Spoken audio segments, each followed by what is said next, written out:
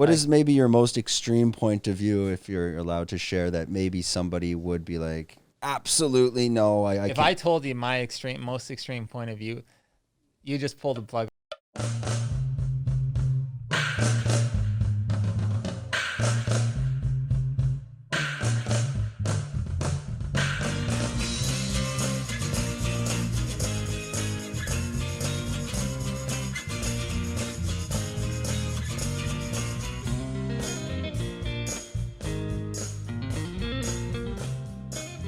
Today we are here with Wade Leathem. He's living off the grid. So we're going to do what we always do and jump right into the story. And we like to go right back from his childhood. So first, Wade, thank you for joining us today. And we'll build that story up of how you came to Phuket and what you're doing here. But first, tell us a little bit about yourself. Where are you from? Where did you grow up? Well, I'm from BC, just outside Vancouver. Yeah. Little town called Langley. I was just back there recently. It's becoming a bigger town every time I go back. But yeah, went to high school, university out there, and then made my way to Thailand just because I was looking to start a business. Actually, Now, Langley, is that near Abbotsford? Yep. Okay, because I think I went there in high school once with a buddy, which Abbotsford. his name was actually Wade as well. No way. So there we go. There's a bit of a connection. I don't know any other Wades back then. Yeah. He was one of my best friends. And we went out to Langley, and then I went up to Salmon Arm. Okay. And Kelowna and West Bank. Oh, nice. That was there Some for good about times. maybe 10 days or a month. I can't remember. It was like I was maybe 16 or something at the time. So you grew up in Langley, and you're because of what you're doing now, again, kind of living off the grid, and we can use different marketing terms of how we want to coin that. But your background, and you lived a normal childhood. Were your parents involved in this type of life, or I'm trying how would we piece that together? Yeah, my mom was always gardening. We had a huge garden. You had like a couple acres and a bunch of fruit trees, and my mom was a really, really good gardener. Well landscaped, all kinds of different trees, like very valuable trees that she bought, very small. And then by the time, they left the property, it was worth a few $1,000s. Just really nice, like varied, different levels, different colors. And for like aesthetic purposes, or were you doing farming as well, just for food? No, it's for aesthetic mostly, but we had like pears, apples, strawberries, all that kind of stuff, tomatoes. And we were discussing a little bit before. You initially went to business school in BC. Where did you go? Which school was it? In Abbotsford. Abbotsford. Yeah. Oh, okay. University of Fraser Valley. Oh, Fraser. No. My dad went to Simon Fraser. I went to just University of Fraser Valley. Okay, and at that time, your intentions were going to business school, and what was your goal after business school? Like, was it an immediate hop to Phuket? No, not at all. I actually went traveling after university, and I just went to Bangkok because some of my friends went to Thailand. And were you doing kind of a 1 year like trip around the world type of thing, or did you ended up being like 6 months? 6 months around so Asia. Where did you start? I started in Bangkok. I remember I took this flight to Bangkok, and when I was flying there, I just had a backpack. I was showing up in the middle of the night, and I was so all by yourself. Yeah. Okay. And I was about 22, 23. Oh, wow.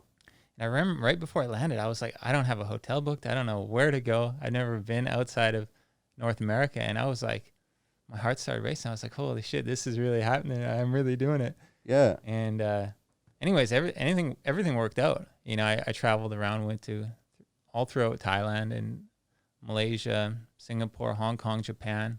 How did your planning of that trip, like, was there any process, or you graduated and decided, I'm going to head to Southeast Asia for 6 months? Was that the intention?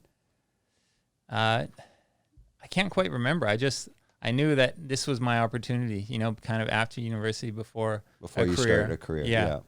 And I had some internships in university, like banks, and there was some prospects for me there. And it seemed like when I left and I came back, those same prospects weren't there. What year was this when you came 2010. over? In 2010 initially. So you're landing in Bangkok. Yeah. 2010. You got no hotel booked, and I mean, even when you're on the plane and prior to, taking this trip, did that thought occur? Well, where the hell am I going to stay when I arrive? Or was it more like, I'm going to deal with it when I get there? I was so inspired just to break the chains and just go for it.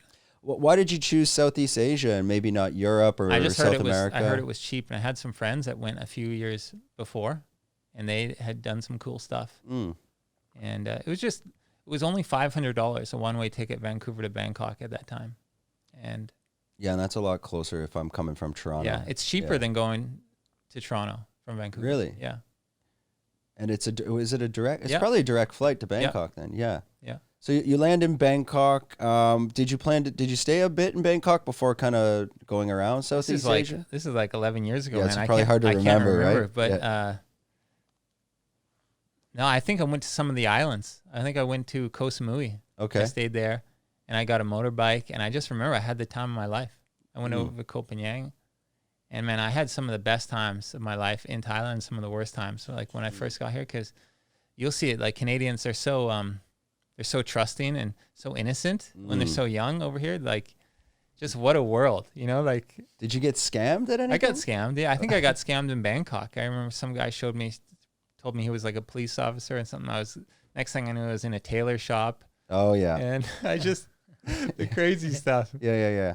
Well, that's their scam is they. I'm so embarrassed to say that now. I haven't been scammed in so long, but I mean, actually I have been, but not by Thais. Yeah. I mean, you're only 20. Like, if I look back at myself at 22, I mean, at that age, you think you know the world, but we didn't know shit. Yeah. Like if I look at myself when I'm 22, I'm like, I had a YouTube channel at that time. You can go back and watch it. Okay. I had like a blog and stuff. It's pretty funny. How do we find it on YouTube?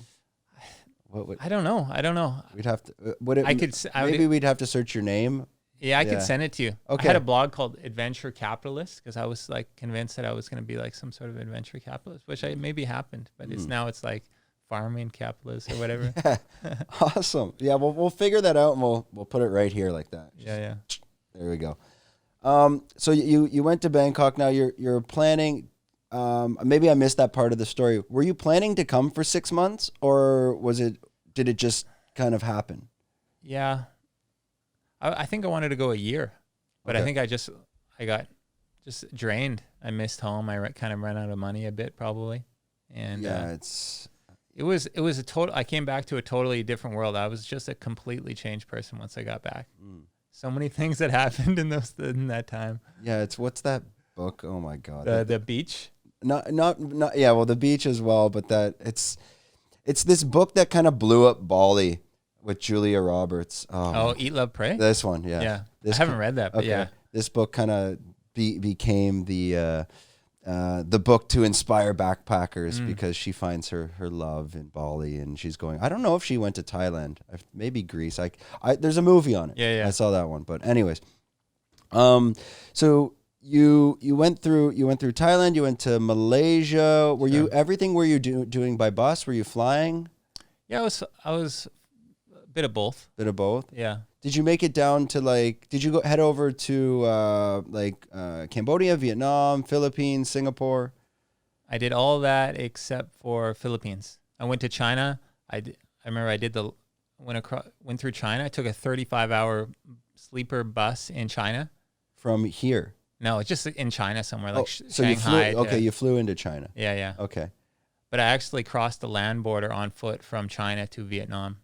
Oh, wow. Yeah, I remember that. What was that border like? Because that's got to be in the middle of nowhere. I'll tell you a good story about doing that. You want to? Yeah, for sure. Share with us. Yeah, yeah. Sure. This is a long time ago. I haven't told many people this story. Yeah. But, so I'm on this bus in southern China, right? And I meet these girls on the bus. And these girls are from Scotland. I haven't talked to them in years. Since this incident, I don't think I've really talked to them, but we become friends on the bus, and we're all of us are going to Vietnam, and they had come through Shenzhen or something like that. Yeah, I used to live there. Yeah, it's funny. So when we get to this border crossing, it's about like 7 or 8 at night, and it's a very epic. It looks like Lord of the Rings. It's like a mountain peak. There's mountains on either side. There's just a narrow passage. And it's like this Chinese Vietnamese border crossing. It's like 2 communist countries, and it's like very intimidating, right? Yeah. So we have to get off the bus and go through the checkpoints, right? And so I'm with these two girls, and we're going through, and we're about the last to go through. And then I noticed they have some problems going through. And all of a sudden, it's like they can't go through, right? And so they're stuck on the China side. I'm on the Vietnamese side. And I'm like, well, what's going on? And they're like, apparently we don't have the right visa. We have a Shenzhen visa, and we can only get into Shenzhen, and we have to leave through Shenzhen. We can't get out this way. Because they didn't get a real Chinese visa. Right. They got like the economic visa. Right. And I have no idea what's going on at this time, right? And I go to the bus. I'm like, look, they're not getting through. Like, you got to help. And they're like, we can't help. Like, we're going. Yeah. And I'm like, looking back at these girls, they're about younger than I am, about my age. I'm like, shit, what do I do? And I'm like, I gotta stay with these girls. And I'm not doing this because I'm attracted to them. Yeah, you can't just leave them stranded. Yeah, You've just been on a bus 35 hours with them. And this place is getting quiet. The sun is setting, and like there's no people around. I'm like, I can't leave these girls, right? So but not only that, once the bus goes, I still can't get them through. And they're actually no, somehow there was a way to get them through. Did they have a Vietnam? You know what? They visa? had to pay. Yeah, they had to pay money. But Okay. they didn't have the right currency.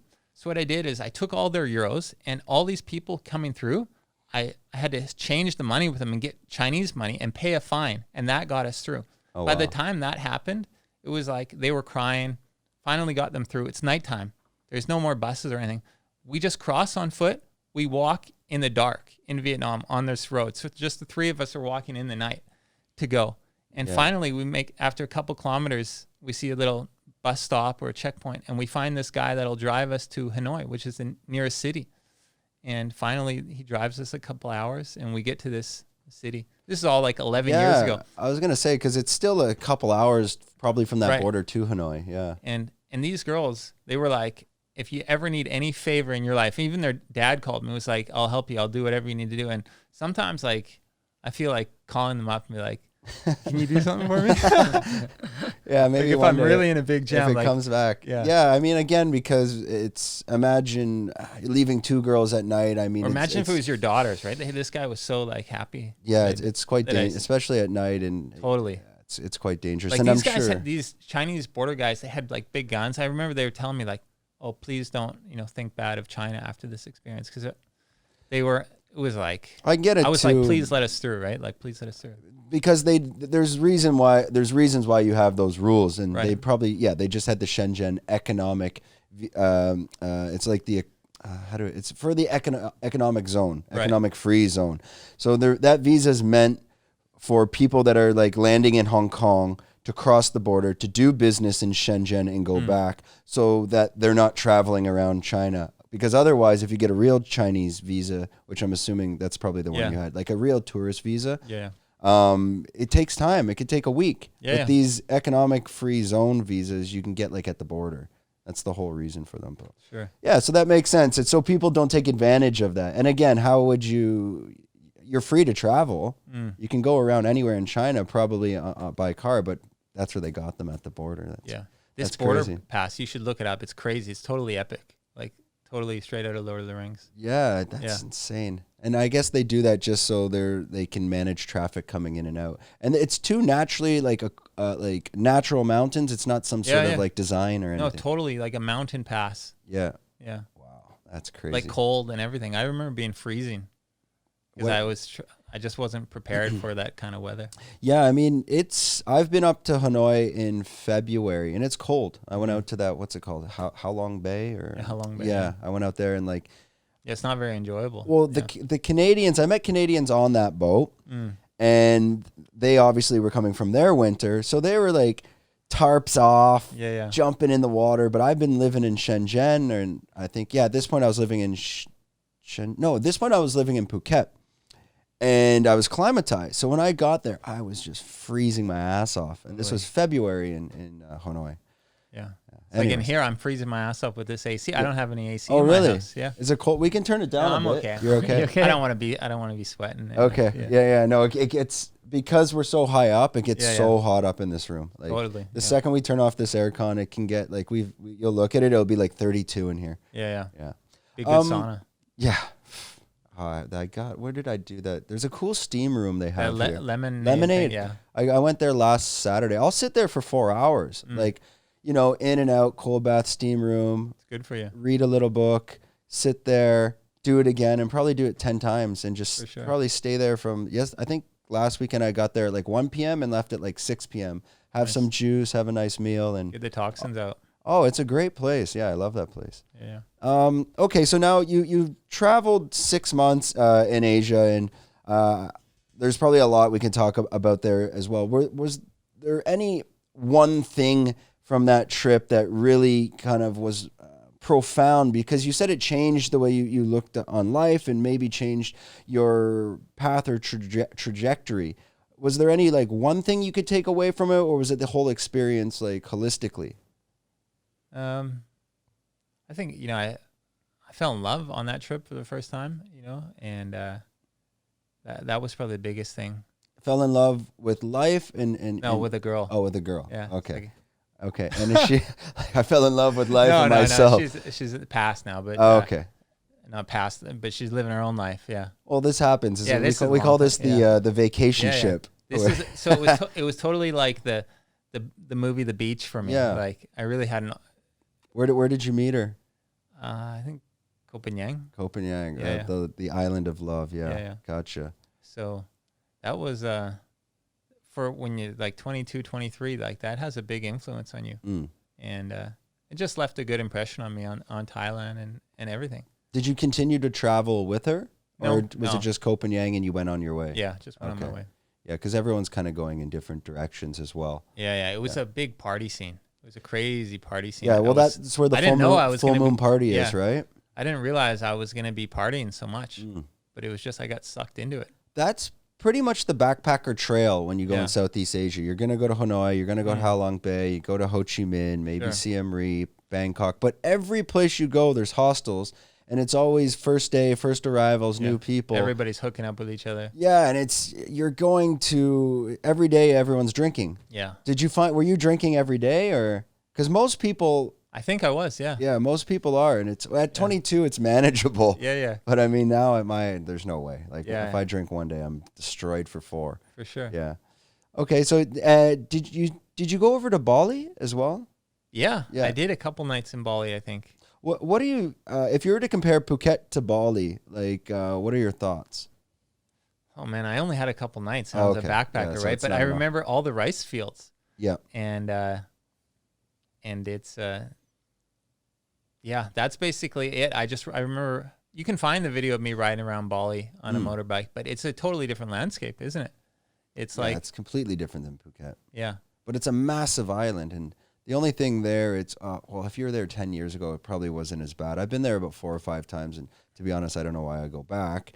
But it's the traffic is horrendous. Yeah. Like, did you notice that when you were there just on the motorbike? Or did you kind of get outside of I think I was outside of that. Outside, of like Kuta Beach and all that. Yeah. Yeah, I just rode around on the bike the whole island. It was beautiful. But yeah, I hear a lot of complaints that the infrastructure is no good and it's crowded and it's like, super crowded there. Yeah, a lot of people are leaving there actually. Yeah, and the visa process there is a nightmare too. Like you can only get like 30-day visas, and I think you can get a year, but it's like it's quite complicated. Well, I heard from a lady that has a house there that also has a house here that they were giving people like 48 hours, get the vaccine or get out. Oh, really? Yeah. Recently? Yeah. This is even if you own property there. I never heard, so this is brand new news. Like, I didn't hear that.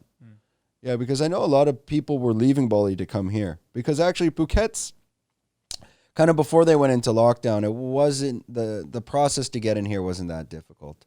I mean, there are visa processes if you know what you're doing, but it's pretty simple. So you did that trip and then you went back home, and your plan was to possibly doing venture capitalist, and that was just the name of a blog, but yeah, when I went back, Adventure Capitalist. Adventure Capitalist, yeah. And what was your plan before going on this trip and coming back to BC? Your plan was to go get a corporate gig, do that 9 to 5, get a house, get a kid. Yeah, I've never been good at planning, so I didn't have much of a plan when I went over, and I didn't have much of a plan when I came back. And I was trying to find work, and there was just nothing. There was just nothing for somebody that's just fresh out of university. Unless you had a job that you had an internship or something, nobody cares about somebody who's got a university degree. In fact, they laugh at them, right? And so, you try to work at any of these big banks in Canada, they have like PhDs as tellers. They're oversupplied with smart people. And so there was nothing for me. I had to work at like a bike shop. I was a bike mechanic. I was a bouncer. I was sharpening knives. So I was a fisherman. I worked on a fishing boat. So were you doing this all together or kind of hopping around a bit? At one point, it was like 3 jobs at once, like 90, 100 hours a week. Holy shit. Yeah. And was that for you personally because you like to work that much, or was that just to survive? I just wanted to save money, and it's very difficult to save money in Vancouver because everything's very expensive. Yeah. And I wanted to start a business, so I wanted to bank some money. Yeah. Okay, and what business were you looking to start? I wanted to import bicycles. I had a bunch of different ideas, but I remember the biggest one was importing bicycles from like Cambodia or China and selling them in Vancouver. And did that take off ever, or no? I brought one bike as a sample, and I visited some factories in China at one point, but it was just the quality was so bad, and I was like, the container was like $40,000, and it was like too much of a risk. Yeah, I had some friends when I was living in Shenzhen. They started a bike company in Brooklyn. I'm not even sure if it still exists, but the problem with bicycles is if you open up a shop, it takes up a lot of space. Sure. A lot of retail space. And when you're in cities like Vancouver, I mean, space alone for an off, it's expensive. So where do you warehouse all these things? Yeah. Right?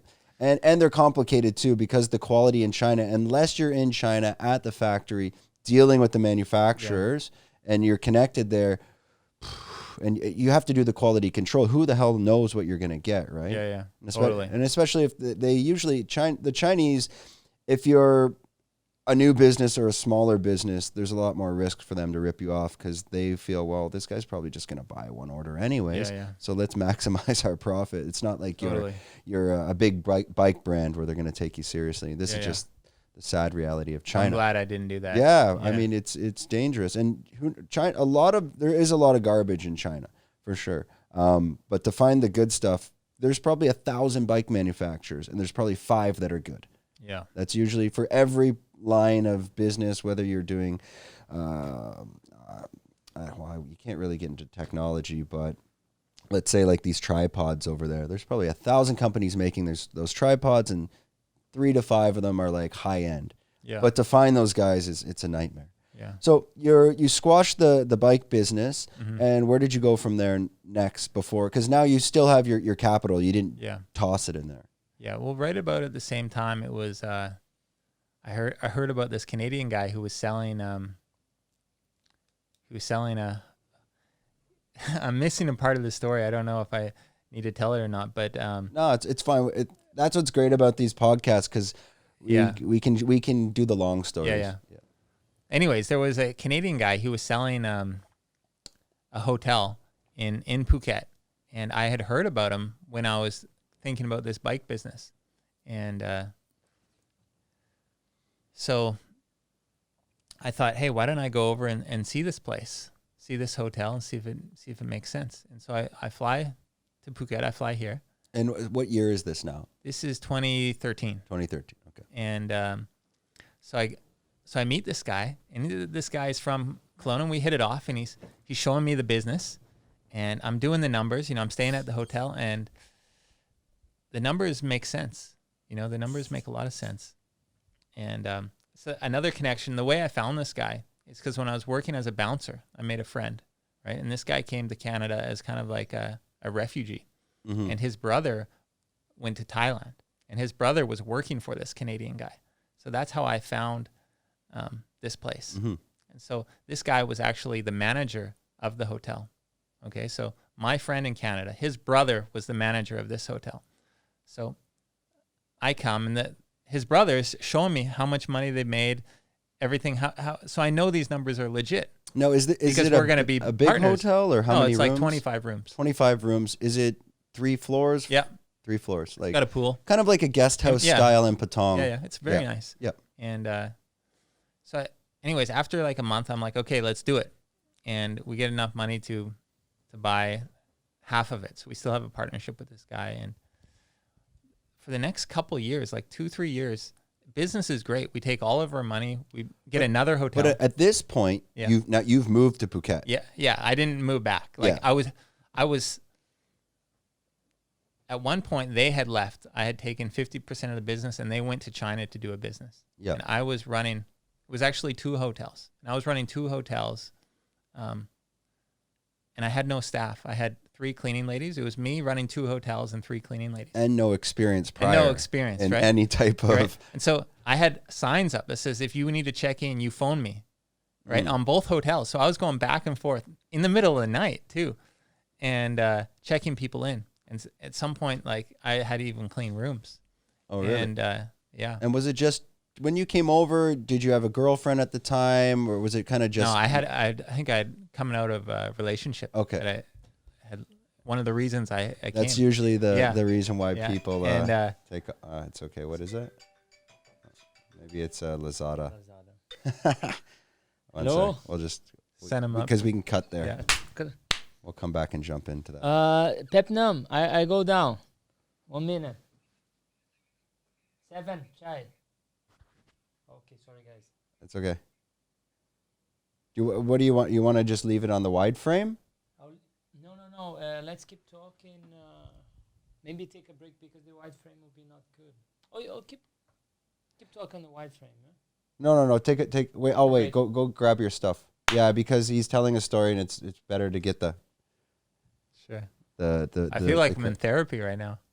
Everyone says that after they finish with me. They're like, "You fucker." I'm like, so I worked for Bell when I graduated university. I worked for Bell Canada, but at like the corporate head office in Mississauga. Yeah. And my first job, my main boss was like a Harvard grad. Like, so I was a brown noser because I'm like, when you get a good mentor, because you can get a job and have a shit boss, right? And what I used to do is I would work 12, 14 hours a day because that's what he worked. And I just wanted to and This guy's at Bell? This guy's at Bell Canada. So I worked in the market analysis and intelligence department. Okay.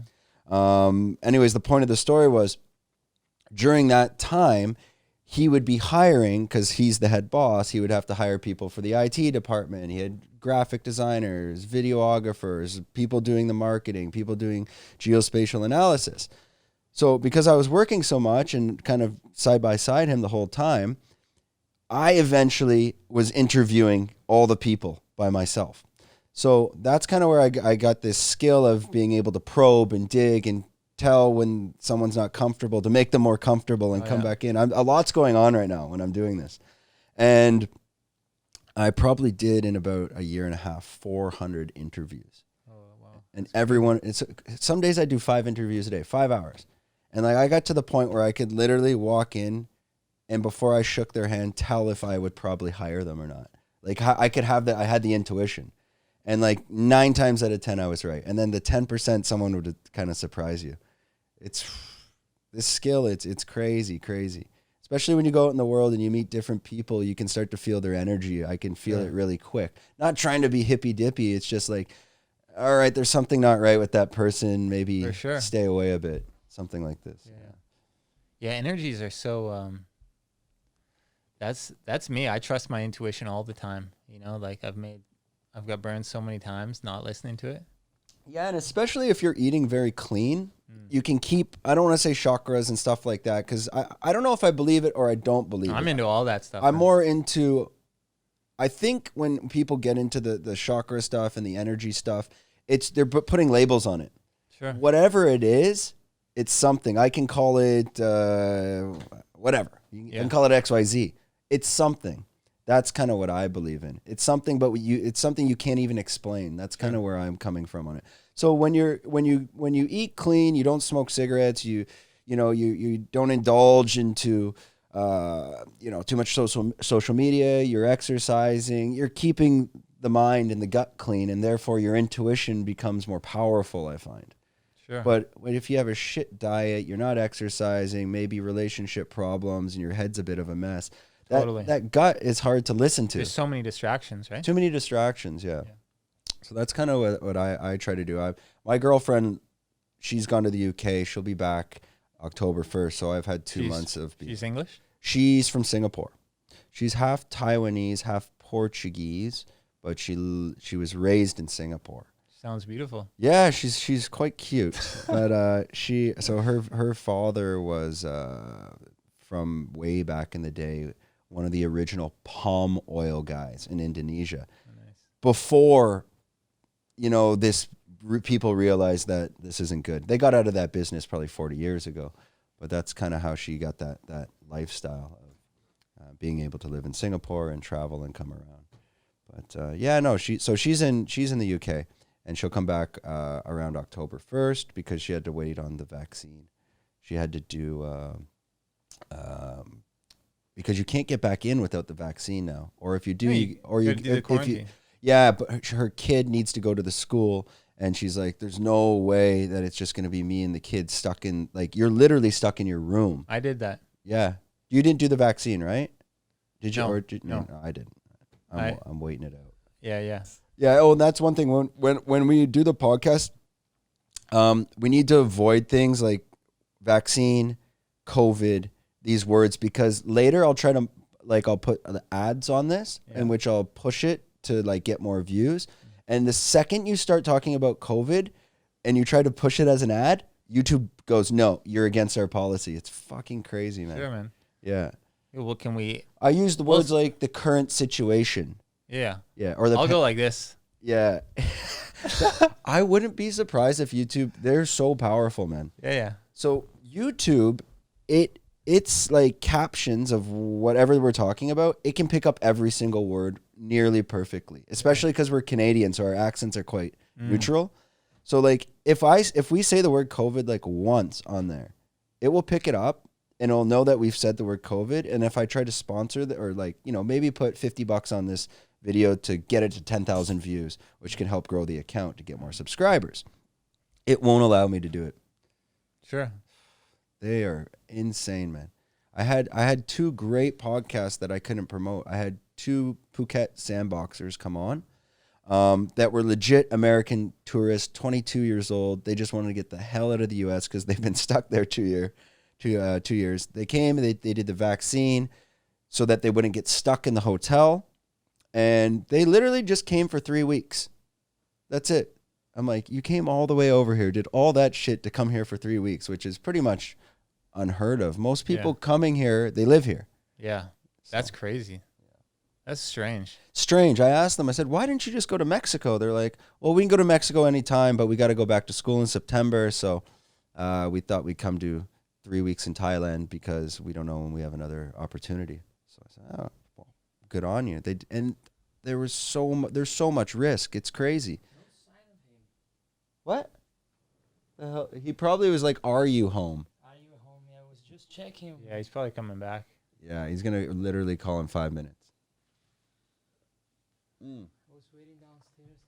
But I can go down. We can come back. I'll put on the white frame when I go down very quick. Okay. Yeah, that's fine. So we'll cut back to his frame. We'll clap. And then I think we were at the point where I think we'll go to that point where you're talking about you're going back and forth between the hotels at night. Oh, yeah. Yeah. And then we'll take it from there. Oh, okay, we're you're on me? Yeah. Okay, we're back. Sorry, a quick little break. We had Lazada calling, and you know how they are. Yeah, crazy. Yeah, if you don't run downstairs and grab your package, they just take off and leave it at Thai Post or something. Okay, so we were talking about now you've got both hotels. You're running back and forth because you're checking people in. And was this all within the first year? This is like the first, as soon as I to paid scale to this, because you initially came over with one hotel in mind, but you quickly scaled. It was to a 2 for 1. It was a two for one. The second one wasn't very profitable, but it was it was part of the package deal. And now you're going back and forth between the night. How many, like as a business owner, like especially this type of business, I mean, you must be working 24/7, or at least you're on call 24/7. Oh yeah. Right. Yeah, I was just having little cat naps. Yeah. And like you kind of knew when people were checking in, but still, you know, my sleep wasn't very good. And riding my bike, it took like 5 minutes to get between the two hotels. But Where was it located in Patong? just right behind Banzan Market and on Nanai Road, right across from the Macro. Okay, yeah, I know. One across from Macro and one behind Banzan Market. And what would people pay per night? Was there just one type of room? At this time, no, there was different types. But at this time, the rates were pretty good. It was like 1,500 baht a night, 3,000 baht a night. Oh, so it's a nice room then. Yeah, some were like double rooms, like lofts, even similar to this in some ways. And like 700 baht would be like the absolute cheapest. So it's not. I was kind of imagining it more like, you know, off Bangla, and then you go in the back roads and you get these like guest houses that are, you know, they're 500 baht. This was nicer. Yeah. Was it like a boutique hotel almost? Yeah, it had a swimming pool. Oh, okay, nice. It's really well designed. Very nice. Yeah. Okay, and now you're running back and forth. You're probably again on call 24/7. How many years did you do that for? Did you burn out? Yeah, I got staff in after like a couple months. They came and they took over. But the hardest part was just running the business because I had to pay the lease. So I had to make money on all this. Yeah. And I had borrowed some money like from family and business partner, my own money. It was a lot of stress, you know, staffing and things would break. And we ended up getting a third hotel right on the beach road. And we had restaurants, 2 restaurants at one point. And 3 hotels, 2 restaurants, 4 hotels at one point, 2 restaurants. So at this point, you're rocking. I mean, you got a lot going on. Yeah, we kept doubling down. You know, you're like at the blackjack table. Yeah. You got earnings, and you're like, okay, this is all of our winnings. Boom, let's put it down again. And right around 2015, I met my current wife, and she came and she stayed with me, and she said, well, she helped me do a lot of things. She kind of organized my life. Was she traveling when you met her? Or how did you? Yeah. I met her when I was on a visa run in Malaysia. Oh, okay. And were you in Penang? Penang, yeah. Okay. And I told her I had these hotels, and she told me she didn't believe me. You know, later, like if you asked her, she didn't believe me. But she came to. Why didn't she believe you? She just thought, you know, I was wearing like, you should have seen what the clothes I was wearing, right? You're kind of backpacker. Yeah, I was still a backpacker. Did you have the elephant pants on? I had like those green short shorts. Yeah. And so I was really low budget trying to make everything profitable. But so she kind of, she helped out like the online reservations, because I was doing everything, like accounting, check-ins, reservations, answering all the emails, ordering supply. Were you doing a lot of the ordering supplies, bedding, linen? Yeah, everything. Yeah. Everything. And it was really unorganized. So she helped organize it. And then what happened at one point was somebody approached me, wanting me to rent their house or just manage their house, because I had a guest house right beside their villa. Okay. And they said, hey, can you manage my house? And I said, sure, I'll do it. I'll take a percentage of what we make, and I'll give you the rest. And that turned out to be a really great business. So I made a website for that. So now you're creating kind of a property management company. Okay. Yeah. And this company goes from one property in late 2015, like December 2015, to currently 130 properties. Okay. And is this still running? This is still running. Okay. Yeah. And so it grows to about 2000, till about COVID, we have 130 properties. Yeah. And then the hotels, we don't even have them anymore, because it stopped being a good business, because everything got so saturated. Because of Airbnb and because of this model, it destroyed the market for the guest houses. So now this room that you're talking prior to the current situation. Oh yeah. So way before this business, you're getting hit hard because of Airbnb and right. the specifically the Airbnb business model. Right. Could you explain a little bit more of why it was killing your business model? Was it due to cheaper prices or what? Well, you know how Apple talks about always kind of like Steve Jobs would be like, cannibalize yourself, right, in business. So that's basically what happened. Is I helped all of these people bring their villas and their condos onto the market, onto Airbnb, and we would charge the same. We'd undercut hotels, basically, is what happened. And so 700 baht a night, 800 baht a night. And so people stopped booking so much supply came out of nowhere. So you basically, with the property management company, And I wasn't you killed your hotel. Yeah, and I wasn't the only one who did that. There was many other people starting these businesses. But did you see that was going to happen? Like you were prepared for that this was going to happen, or did it come as a surprise? We thought we didn't quite understand the effects of it. But also I think the markets just changed. There was so many Chinese and Indians that were coming that less Europeans wanted to come. And the Europeans were the one paying the big money. You know, so do you think that's the reason they stopped coming? Was it because maybe the type of tourists were changing in Patong or Phuket? I think they had too many bad experiences. They would come, and the locals here were just ripping them off, and they didn't feel the love anymore. You know, we were just talking about you can feel things. Yeah, and they could tell the island had just become too greedy. And I think that's very specific to Patong. I find like different parts of the island, there's different energy or a different feel. Like, and it's mainly like, for example, one of the biggest scams and where there is strange energy, it's always with the Sea-Doo Mafia. Sure. Every time kind of on the beach, it's a strange energy there. But specifically in Patong, do you have any examples of like, or maybe from your own experiences where you can see scams happening, something strange, or just, was it in general, you could feel it kind of holistically changing? Yeah. I mean, we just had some guests, you know, that were just like, they wanted some, you know, they had strange requests, you know, they were looking for prostitutes or whatever. And it was no longer a family. Like we used to have big groups from Singapore and Malaysia. These are very wholesome people. And then you start having some other groups of people that come and they just... Yeah, so the type of tourism that was going on in Phuket when you first got here was more like very family oriented and more, you know... What happened there? Something cut out. I thought, okay. It was more family oriented, and now it's kind of Patong specifically is getting more seedy. I think so. Yeah, I think and so. Which year did that transition happen? Did you feel 2015, 16? Yeah, 2015, 16, and so even more so 17. And these people, your guests would come to you and they would give you strange requests for, hey, can I find a lady? Do you know how to get this? Do you know how to get that?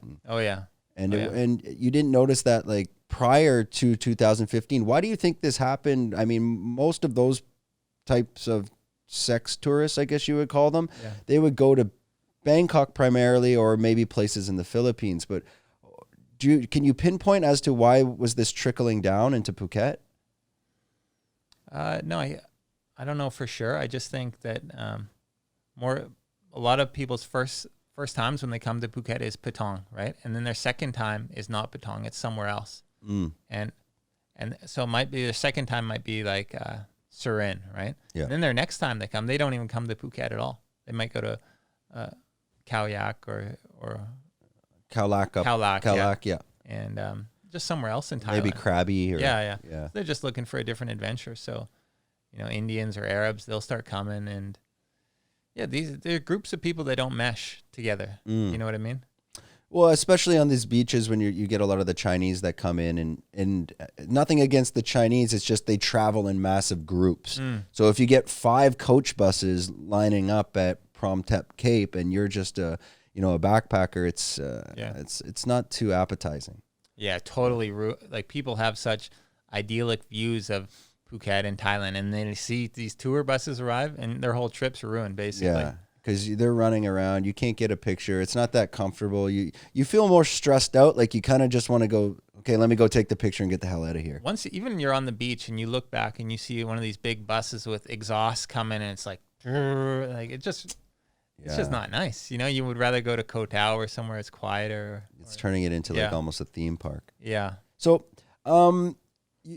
you transitioned into the property management and the hotels. What happened to them? Did you sell them? Did you kind of just get rid of them? And I didn't have a chance to sell them. I just had to let them go and give them back to the owner and be like, look, you find another tenant because I'm not making any money here. Okay. And that business at the end, would you say it was successful, or it was a fail, or was it a learning experience? Well, there was no money that we had left from that business. Just financially, it wasn't a success, but it helped us get into this business, this property management business. And at that point in time, the property management, it was sustainable. You were, it wasn't the transition was easy for you to kind of let go of that because this was doing so well. Yeah, right, exactly. And that kind of took off 2015 right up to the current situation, and from that point in time, kind of what changed for you? I don't want to say mentally, but maybe your outlook on life, and I think that's a good segue into what you're doing now. How did this all come together? Well, it all, as we're calling it, this current situation. I call it some dude eating a bat in China. Yeah.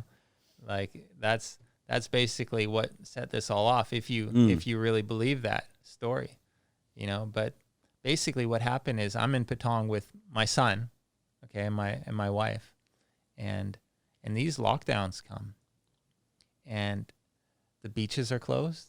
The park that we go to, the playground is closed.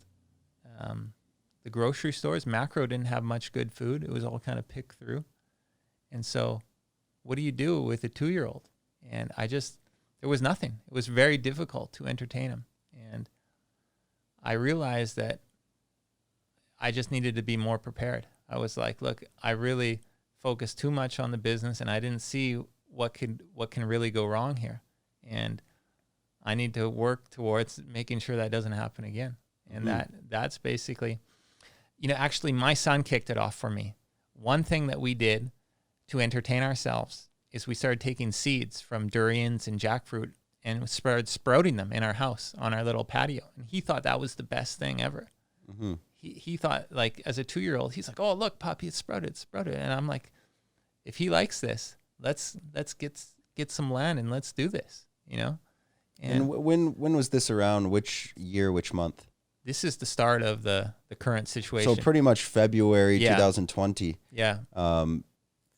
February, March. So these thoughts immediately when things, because it happened quite quick in Phuket. I mean, after the China New Year, things locked down real fast, and just nobody was coming. And it hasn't recovered since then. Yeah. I mean, a little kind of, it went into April a bit, but on that first major district lockdown, that was pretty much like the nail in the coffin. We've never come back since then. Yeah.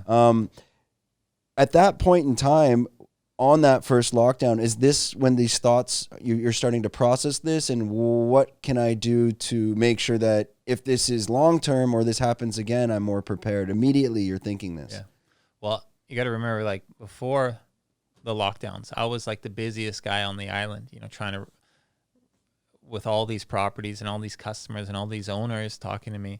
And now all of a sudden there's nothing, so I've got all this time on my hands and I need something to do. Mm-hmm. And, in a townhouse in Patong, just not a lot to do, especially when everything's locked down. And so, we ended up going back to Canada for about 6 months, and, we just regrouped, and over there for the winter, like the 2000 for the summer. Okay.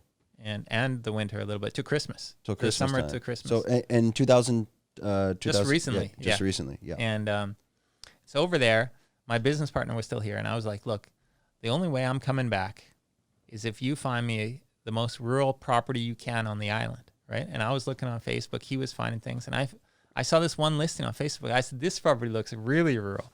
I'm like, go check this out. So he FaceTimes me, and he's like, this place is in the middle of nowhere. You're going to love this place. Right? I said, okay, let's get this place. And this is the place where I'm currently at. And so I come back. And this conversation's happening around when you're still in Canada, kind of around November, December.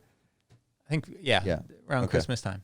And so we come back and we do the quarantine with a toddler, and it's pretty tough. That was probably some of the hardest stuff I've ever done. 2 weeks with a toddler.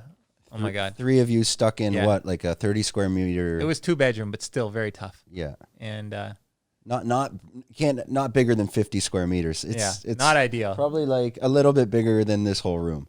Yeah, it was big actually. It was about 3 of this, but it doesn't make a difference, right? And so finally I get to this this property, and it is barren, right? Okay, it's a beautiful house, empty house, Thai style. My staff had put my furniture and stuff in it, but the land is rock solid. You can't even get a shovel into it. It's like completely degraded. The soil is barren in this sense. Okay. Yeah. And so I had been studying about this. I knew kind of what was coming, and I had studied this thing called agroforestry. And because we talked about that before, and it's not a popular term. And before we'll jump into the actual what you did. Could you talk a little bit? What is agroforestry? Okay, so agroforestry is just a way of farming that mimics the forest, right? And these guys, they're in Brazil actually. They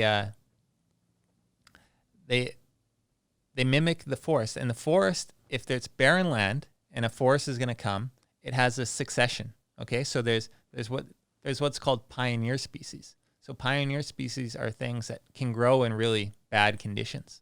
Okay, and they create the environment for the next level of species to come. It's like phase 1. Yeah, like phase 1, the pioneers. Okay, phase 2 is like, I don't even know what phase 2. There's like 15 phases to this. Okay, but basically that's what I did. I planted things that were easy to grow, and they provide shade and provide life in the soil for other things. And these guys have other rules. You know, you have to cover the soil. You have to put organic matter onto the soil. And so I'm constantly, my staff are constantly bringing me like organic matter, like leaves and tree trimmings from other properties. And is this kind of to bring life back to the soil? This is Totally. This is your concept. Yeah, so I'm dumping it onto the soil. And all of these people around me, my neighbors, like, what are you doing? Like these Thais, they're like, you're going to attract snakes and ants and rats. And there's probably some truth to that. You know, these guys have been doing it for a long time, but this property was terrible. And I just posted this morning a before and after 6 months. Yep. And you won't believe it. It looks completely different. Like I've got worms, I've got butterflies. So you land it back in Phuket, get out of quarantine. This is probably January 2021. So Like it's quite recent of what you're doing. You're still in the early like February, March, I think. Do you feel you're still in the early stages of what you want it to become? Of course. Yeah. Yeah. It's a process. Yeah. So my business partner took my dogs to the property. So they were living at the property before even I arrived. And my dogs are like they just keep the property safe, and they know all the neighbors. And are they like soy dog type of style, like Thai dogs? One's a purebred Thai Ridgeback, like about this high, like really strong and really intimidating. And the other one's kind of like a mix, like a typical Thai soy dog you'll see in the street style. Yeah.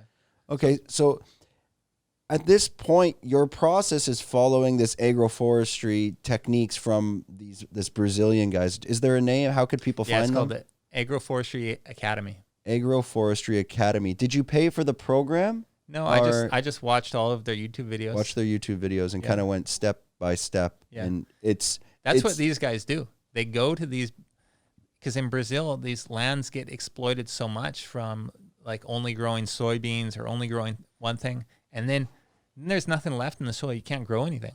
And they come on and they do this process and they build it up, and basically they make it into a thriving ecosystem. So there's like plants, some plants grow well with other plants. And so it's like you got pineapple, you got papaya, and you got jackfruit, right? And then above jackfruit, you have durian. And so they all occupy a different strata, right? So you can grow these things very close quarters because they don't take up the same level. And you had no prior knowledge to any of this before kind of jumping into it. I knew that, the way modern agriculture was going was not right. I didn't like it at all. And that's the reason people hate farming, is because it just looks so barren and horrible.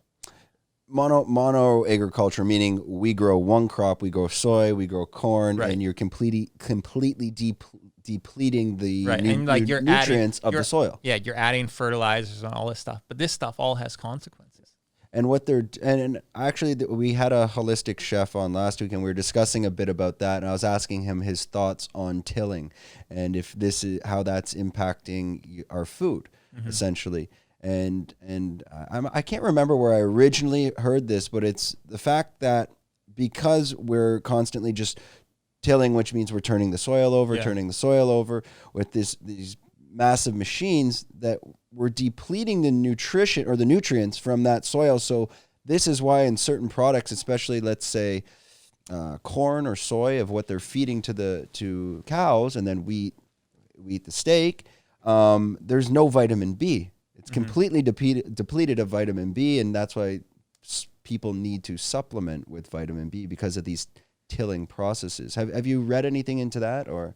Sure. Yeah, it's when you till, you basically dig up all the soil and all the life, and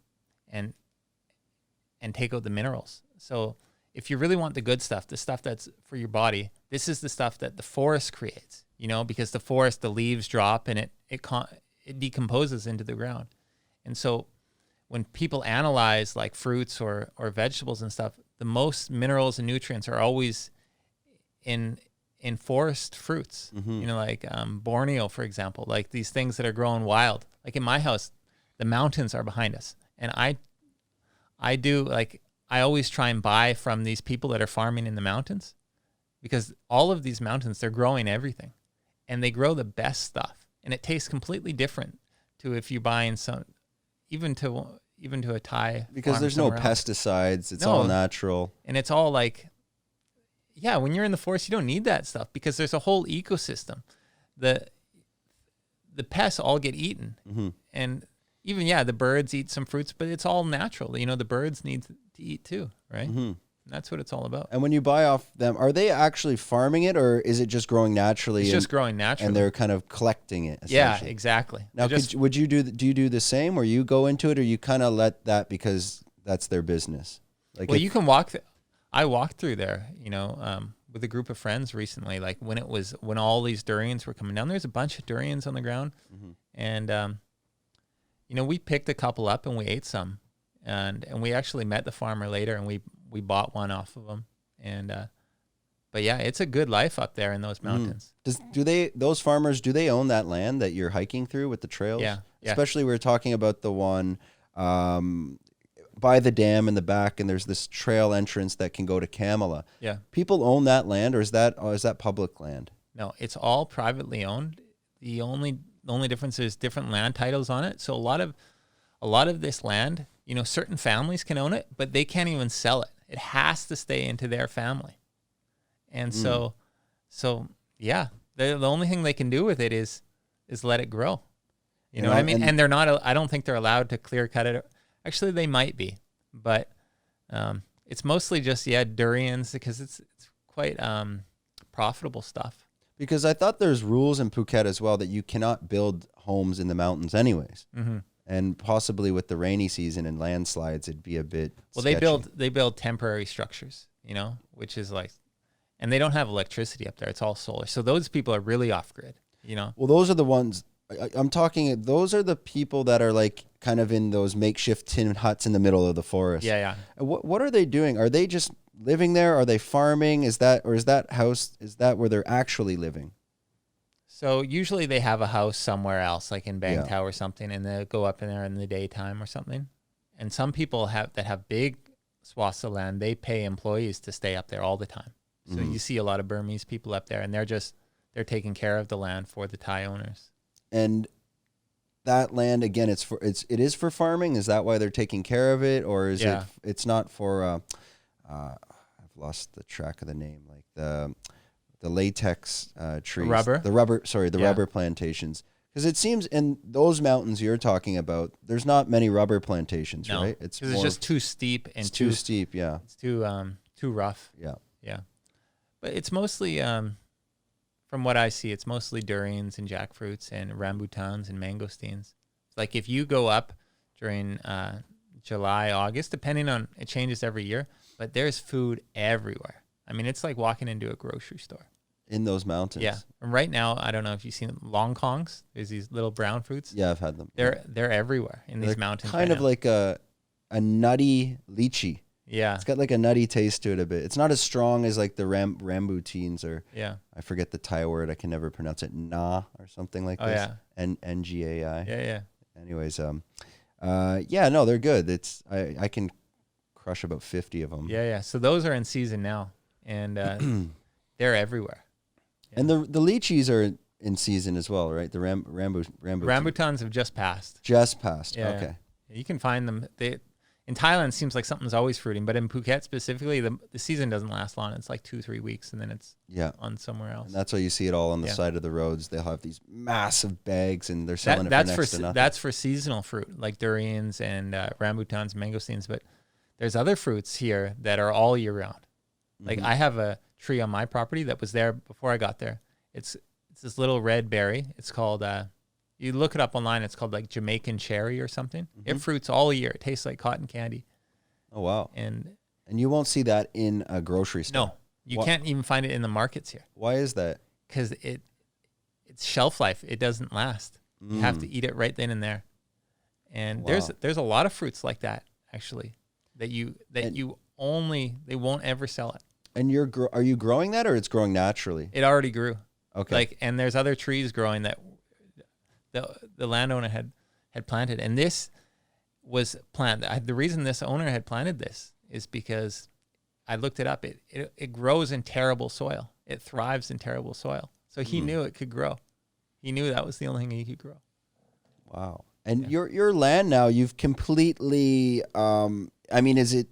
Has the nutrition come back to the soil? So now you're at that phase where you're able to maybe grow other types of crops, or are you still in the process of fixing that? Yeah. Like there's a succession to everything, right? So we're growing bananas and papayas, and so we can harvest that now. And these berries. And what vegetables are you growing? Because you were telling me off air, you're only eating fruits and vegetables. That's your diet. Yeah. So what? 95% fruits. 95% fruits. Yeah. So fruits are anything that with a seed. Right? Is there a name to that diet? You know how everyone fruitarian. Fruitarian. Yeah. Okay. Yeah. And so fruit is anything with a seed. Yep. And the reason, have you heard about the caveman diet? Isn't it like paleo diet, right? Yeah. It's like if we were cavemen, what could we go around and eat, right? Yeah. Well, this is like a step up from that, because if you look at fruit is the only thing that we as humans, we can just pick it with our hands. Yeah. Correct. This is how we're designed. Yes. Right. We don't have sharp claws or anything. We're not hunters. Right. And the tree speaks to us. It tells us, hey, eat me, because the fruit changes color, and it usually smells good and it looks good. It's very attractive to us. Like bananas has this nice leaf that opens up. It says, hey, look, pick me now, eat me. Same with papayas, same with rambutans. It's a beautiful fruit. Durian falls to the ground, and basically all you have to do is. Yeah, it's been built for humans to, we're being told to eat human this. Food. It's like every species has a species-specific diet. Every animal eats a certain thing. They know what they have to eat. It's only humans that are so confused. We think we can eat everything. We're the only species that cooks our food. How crazy are we? Yeah. Right? And so, I'm just getting back to nature, and this is nature speaking to me. And then how are you preparing it? Like, are you able to get to make some sort of elaborate dish out of the fruits, or is it kind of just, here's a banana, here's a mango, and I'm going to eat it? And are you even preparing dinner plates and setting out, a meal? Yeah. So for me, I find it the best, just mono meals. Mono meals, it means one meal of just one thing. Okay. And that'll be my breakfast and lunch. And for dinner, if I'm feeling adventurous or my wife wants to sit down and have a proper meal, she'll make like a salad for me. So we're growing like lettuces too. So lettuce, we'll buy some pomelo, some tomatoes from our garden. What else do we put in there? Oh, cucumbers. Cucumbers are fruit. Tomatoes are fruit. And by the time you put all this stuff in there, it's a big bowl. I'll put lime juice on it. It's almost like a Buddha bowl. Yeah. In a sense. Yeah. I'll put lime juice on it. And if I'm really feeling crazy, like I really want to, I'll wrap it. I'll put some seaweed in it, like dried seaweed, no salt or anything like that. No oils. Where do you get the seaweed from? I have it from Macro, like this. Just the dry seaweed, like paper? No, the nori, stuff they use in sushi. And that'll be like that's like a really fancy meal for me.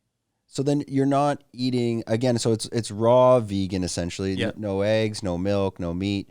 nothing cooked. Yeah. And remember, I told you that I had a disease. Okay, so let's jump. How does that fit into the story, right? Yeah, how does that fit in? And why did you decide, and when did you decide to go raw vegan? Okay, so I got diagnosed with this disease called Crohn's disease when I was about 15. And I think, honestly, I think a lot of people by this point know what that is now. Yeah. They've had Crohn's a friend. colitis. Yeah, it's IBS. Yeah.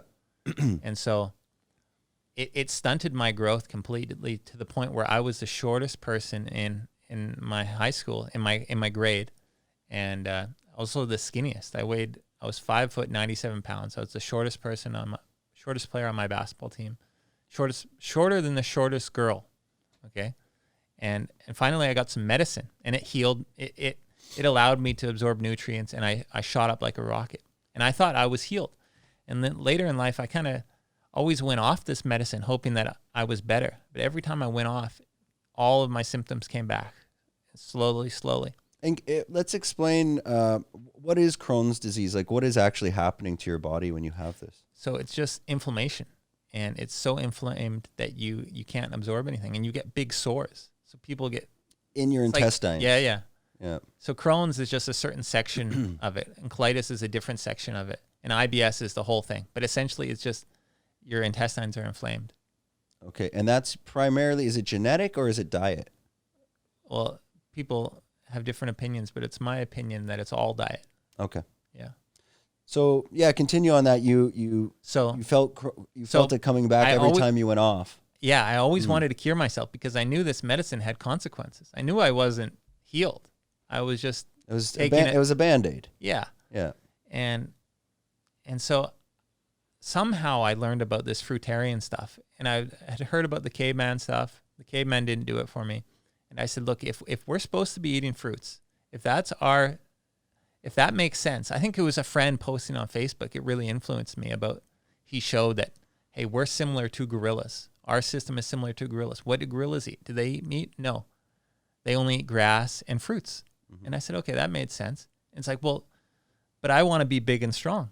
It's like, well, gorillas are big and strong, right? And I'm like, okay, let's give this a shot. So I switched to all fruits, and I said, okay, I'm feeling okay. Now the real test is I stopped taking my medicine. And what age was this around where you? This is only like 4 years ago. 4 years ago. And so in Thailand. Yeah, in Thailand. And so this is really hard to do if you're in Canada, right? This diet. Yeah, because it's expensive, and we don't really have a big selection of fruits. We got like, I guess, apples and berries, but in the berries summertime are seasonal. it's okay. But summertime, our oranges and bananas, this is all imported stuff that who knows what you're actually getting. Oh, sorry, continue. Yeah. So the real test is like, hey, the real test is if I stop taking the medicine, am I going to be okay? Mm-hmm. So I do the fruit for a while, and I stop taking my medicine, and the symptoms don't come back. So I'm like, this is legit. I know this is legit. In theory, it was legit. And in practice, it was legit. So the process was you switch to the diet, you're taking the medicine, and now you just keep that diet going and wean off this medicine, and everything was fixed. I'm fine. Never took it again. And still, you've never taken it since. I'm perfect. Yeah. And save a bunch of money not taking this medicine. I know I'm way healthier now. What was your diet before that? What were you? Was it a typical Canadian diet or typical maybe meat, chips, Lay's, Skittles, whatever? No, I was eating good. I was eating meat and stuff and like big steaks. I was eating clean. Yeah. I was still a healthy guy, but just a healthy meat-based diet. Yeah. And but now it's just fruit. So I went straight into it.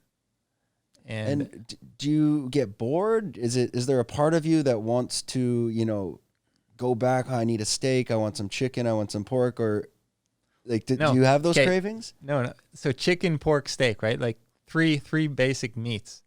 Like, look at the fruits. There's all kinds of tropical fruits. Mm-hmm. If it wasn't for durian, I would be pretty bored, I think. But durians are just such an amazing, varied fruit that I just love them so much. Why is that? Well, you haven't eaten durian. I've had durian. Yeah. I find it's very filling. Yeah. It's quite thick. It's almost like it's not as thick as a potato, but it's a heavy fruit. Yeah. So that's it. So if you can imagine if you're on the fruit diet, the biggest problem for you is probably going to be, I don't feel full, right? But at the end of the day, if you can have a big, nice durian, and you just go right to sleep, you sleep like a baby. And durian's not cheap, but if you're getting it from the forest, I mean, because I was in KL, and it was KL. Some durians in Malaysia, they can go upwards of like $100 a kilo. I could be wrong, but I do remember different varieties of durians were like insanely expensive. Yeah. But well, that's too much. Yeah, in Canada, it was about 500 baht, so $15 a kilo. A kilo. And that's really expensive. Malaysian durians maybe a bit more expensive, but a durian, let's say about this size, and that's going to weigh what, maybe 2 kilo, 3 kilo? Yeah, that size would be like 3-4 kilo. And what are you paying now? Because you're getting it right from the farmer. Yeah. So I'll pay anything between 80 baht a kilo for like a certain variety. Mm-hmm. Or no, actually, durian ban, the local durian of Phuket, is only 40 baht a kilo. Okay. And there's about a month where you can eat durian ban straight. And 40 baht a kilo is cheaper than mangoes. Yeah, mangoes are expensive. Yeah. Depends the season, but yeah. But it's really cheap. So 40 baht, and then right now I can, like yesterday I bought 2 durians. It was about 130, 150 baht.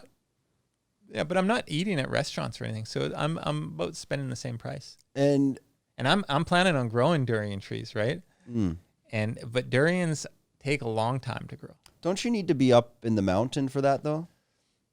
No. Because have you been to Koh Samui? Yes. I remember motorbiking around, but it's either a jackfruit or a durian massive farm way up in the mountains, and I think they're quite famous for that. It was by some waterfall, but I always was under the impression that you kind of needed to be at like a much higher than sea level. That sounds like a nice place. I would like to go. But yeah, it's awesome. Durians, they don't like to have their roots wet. So, which is why they like to be on the hillside, because the water drains easier. And it's draining down, yeah. But there's also plenty of durians that grow on flatlands as well. Yeah. So for you now, your diet, you're just eating fruit every day, and you said you were, what was the word, mono meal? Yeah, mono meals. So what would you eat? What did you eat for breakfast today? Long kongs. What is that? It's the fruit that we were just talking about. The little brown ones. Actually, long kong and durian. I had leftover durian. Okay. And how much do you need to eat to feel like, sustained or full? Couple kilos. Yeah. And then is your child or your wife, are they following this diet, or are they? My wife, not so much. My child, yes. Yeah. Yeah. And funny enough, he's the most beautiful kid you'll ever see. He's super smart. He's a little bit smaller than other kids. But I know from my personal experience, it's not a race, You grow at your own pace. And I'm sure if I gave him cow's milk and all this stuff, he would be much bigger than he is now. But I don't think that's a problem. And he's eating, again, you're 95% fruit. Yeah, he eats the same as me. Yeah. And this diet, do you see any issues? What about, I guess the argument would be, where do you get your protein then from? Because it's like gorillas. Where do gorillas get their protein? That to be honest, that's more of a question of I don't understand. So have you done the research on that? How does that work? Are you getting your protein? I mean, you look healthy, you look fine. So clearly it's working. You don't have that. Some people that go on vegan based diets, they can get that anemic look because of lack of iron. But you feel comfortable in your diet. You feel confident you're getting enough protein, or have you done the research of how that all works? Yeah. So you don't need as much protein as you think you need, basically. And you can't absorb that stuff anyways. So yeah, it's like people eat cows for protein. Well, where do cows get their protein? They get it from the grass, or it's made inside of them. But yeah, you just don't look at gorillas. Yep. You just have to trust nature, and we're not supposed to be, I don't know, I work out a little bit, I've got rings and stuff, and I'm pretty strong, but I'm definitely also very skinny. But I think there's people on YouTube, and you can search, that are fruitarian bodybuilders, and they look pretty good.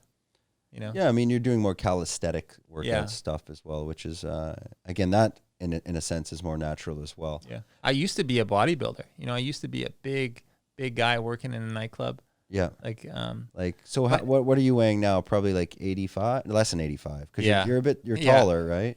I think I weigh like, I don't weigh myself, but I think like 180 probably. 180. Yeah. And when you were at your max, like I was like 210? 225. Holy shit. Yeah.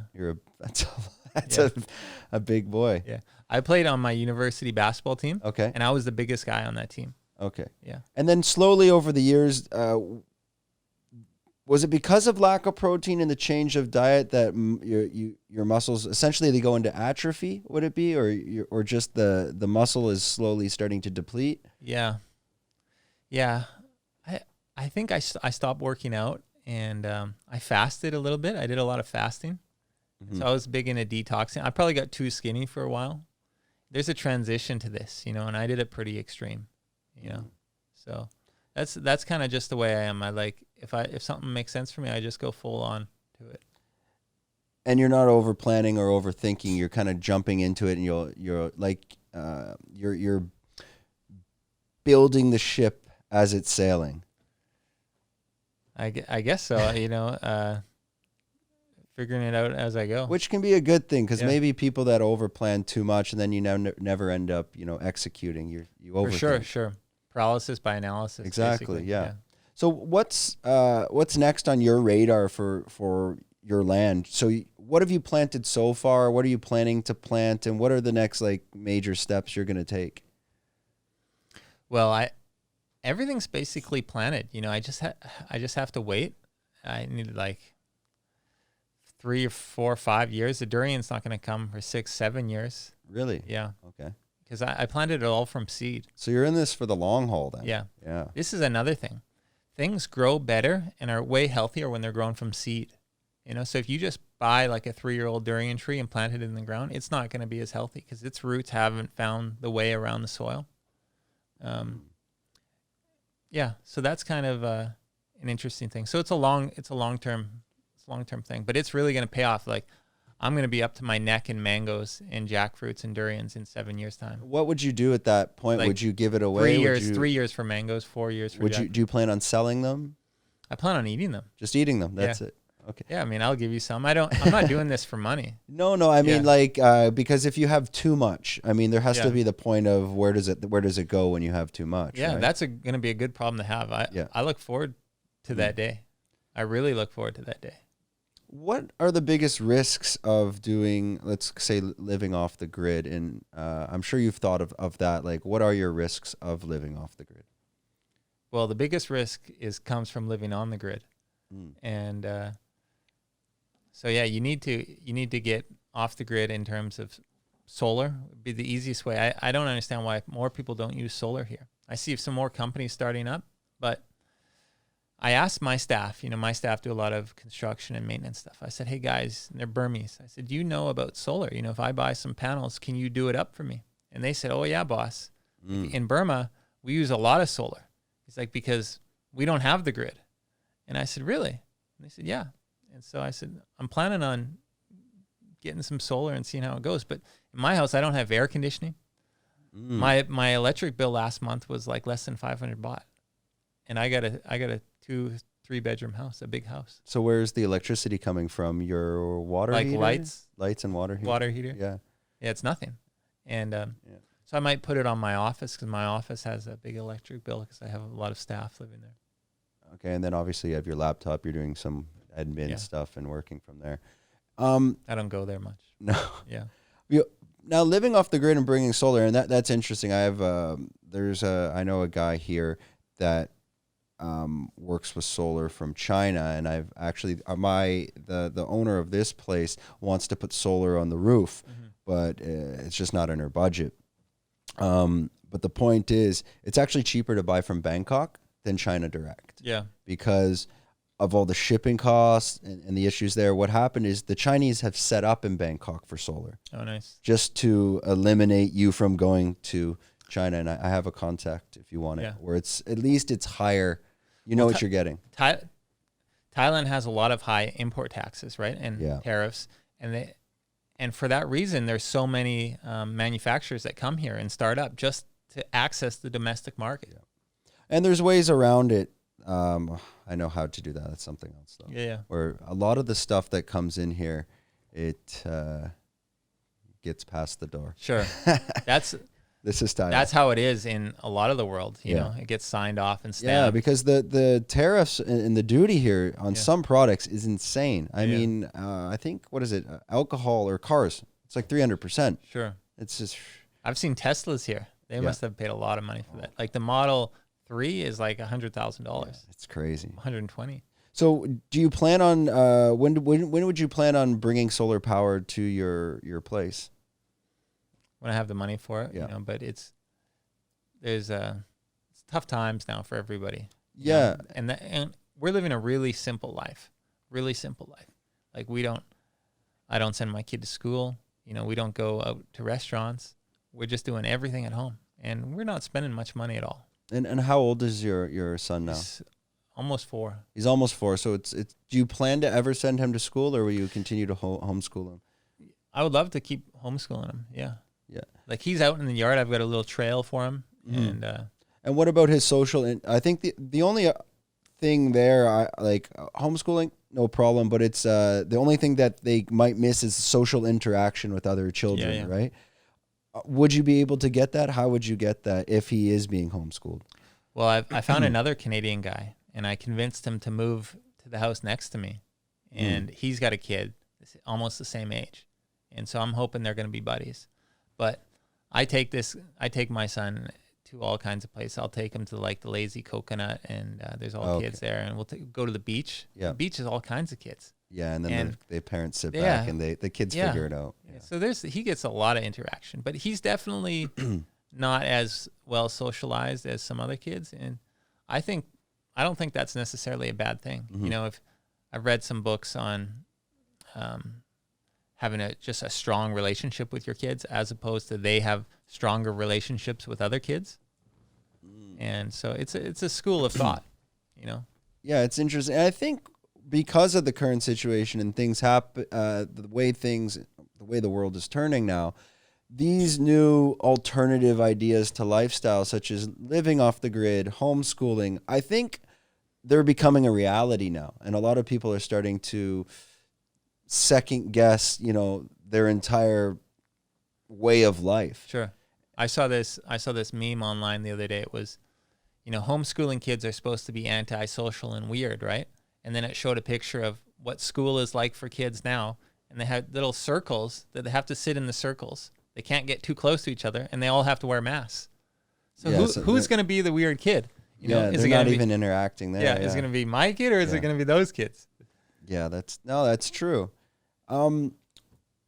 So based on because I was watching a couple of your videos on Instagram and the sustainable farming you're doing now, it seems that it's the long-term plan. So it's going to take time before everything arrives. At this point, when you're living off the land, do you have to supplement and also go to macro at this point? You're just because you're not ready. And the point of the question is, will there be a point in time where you can be 100% self-sustained living off your land? Yeah. Well, I tell everybody, look, there's going to be a time in this current situation that you might not be allowed into the grocery stores. You know, might not be allowed into a lot of stores, you know, if you don't do the thing they want you to do. And so that's basically what we're preparing for, you know, and I get a lot of people, you know, asking how I'm doing it, but it's in the tropics. It's super easy. I mean, it's like camping. Yeah. It's so easy to do. And the weather is very permitting for that as well. If I go to macro, it's only because I just want to see what they have and just for some fun. But yeah, there's a little market right beside this reservoir that we can get most of the stuff there. Yeah. Yeah. And those reservoirs, I mean, especially I know where you live, the soil actually around there is very rich. Especially there's one bend that goes, there's another reservoir way out there, kind of by Anthem. Oh yeah. Yeah. Out behind Anthem, and you can see the side of the mountain. The soil just looks extremely like red clay. Yeah. So, and then you can go actually, you know where those two lakes are? You can go in there and go hiking, and like that that forest must be so nutrient rich that if you went in there, I'm sure you're going to be finding fruit all over the place. Yeah. There's a product, a company, it's called Black Oxygen in Canada. I think it's in Ontario. And basically what it does is it buys untouched land in Ontario, basically strips it down, takes the soil, bags up the soil, and sells it all around the world, because this soil is so rich that people put it in a bath. It's full with this nutrient called fulvic acid. Yes. Yes. And people love it. People are paying huge money for it. It's a very successful company. What are you using for your land? Is there any minerals you have to bring in to kind of beyond just, like you said, you were using like organic material? Is there, because I saw one of your reels and it seems like you were. I was putting some powder. Yes. Some like lime and. Bentonite? No. Yeah. Some sort of clay. Some sort of clay. I looked it up and it's all natural stuff, but I don't use it much anymore. It's just, I figure, it'll do its own thing. I just want it to be as natural as possible and find its way. It's going to take time to really build up life. But one thing now, I have to be very careful digging in my soil because there's worms everywhere. Okay. And to me, that's a really good sign. Yeah. There's life. There's life. There's and that butterflies. wasn't there before. No. Just look at the video that I posted today. It was a before and after. When I got there, rock solid, dead. To now, there's things. Well, I planted things from seed that are now almost double my height in 6 months. Why do you want to be rural? What is your motivation? What is the agenda? Yeah, well, it's just about being more independent and just, you see what's going on in the world now. There's a big, basically, authoritarian, takeover. People want to tell you what to do and how to live your life. But if you're living on the land, you become a lot more resilient. It's like the founders of the U.S., like Thomas Jefferson. He was totally adamant that the U.S. is only going to work if it's a country made up of basically homesteaders, basically independent farmers, because these people, they grow their own food, they have their own water, and they're not dependent on the government in any way. And so you can't be manipulated or coerced. And the cities are just not where you want to be. I saw something on Twitter just before I came over here, but somebody said the cities are full, but the people are empty. And to me, that's very true. The more rural I get, whether it's in Canada or here, the better the people are, I find. Like these farmers in the mountain, they're so wholesome. They're so nice. They're giving me free fruit and all that stuff, and they're not trying to make money off of me. And you are rural, but people need to understand you're not, I don't know, 200 kilometers in the middle of a jungle. I mean, you can get on your motorbike and you can access your stores there. Do you have a certain line that you're comfortable at this level of being rural? You wouldn't take it. Would you take it to the next level? Yeah, the more is better. More is better. So what would be ideal for you, or like from this land? Because it sounds like this plan is still a 6 to 7 year plan based on the fruit that you're. Well, I have my business here. Yeah. So there's limits to how far I can go. I would love to go up to, off island to Krabi or Pangna a little bit, but the island's basically locked down. So I don't really want to do that. So I'm happy where I'm at, but yeah, if I think the more rural you can get, the better. So the cleaner the air, the less people. But where you are now, it's still the cheaper the land. The land gets cheaper as you get further. But then, do you have any concerns about being maybe too distant from like a hospital or Western medicine? Because there is a certain level where, yes, holistic medicine's fine and all, but sometimes maybe you break an arm. You need to. There's a level. I'll give you a good example. My wife, she's about 7.5 months pregnant. Okay. And we're doing the birth at home, and because there's, when you go to the hospital, they force you to these tests. They'll do, they'll test whether you have, do the PCR test or something on you. And they'll even take your child away if you have it. They'll give birth and they'll take your child for 2 weeks and separate you. if you have. If you have it. Okay. And there's false positives. So it's like, we're not doing that. Too risky. We're not taking that chance. You know, nobody's taking my son away for 2 weeks. Yeah. Not a chance in hell. And so we've got a doctor hopefully coming over from Krabi's, American doctor. He opened birth centers in the U.S. And but we'll see if he can get to the island because he doesn't have everything that he needs to get here yet. And if he can't? If he can't, we're just going to do it by ourselves. And you guys, are you confident in that? You're comfortable?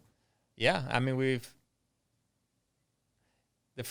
her first birth, this is a good story too, but I was right there directing the doctors and everything, like right there. They wanted to get me out.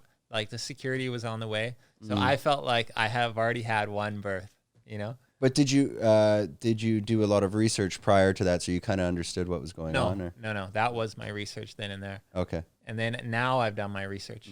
And so you just trust nature, just like what we're doing on the farm.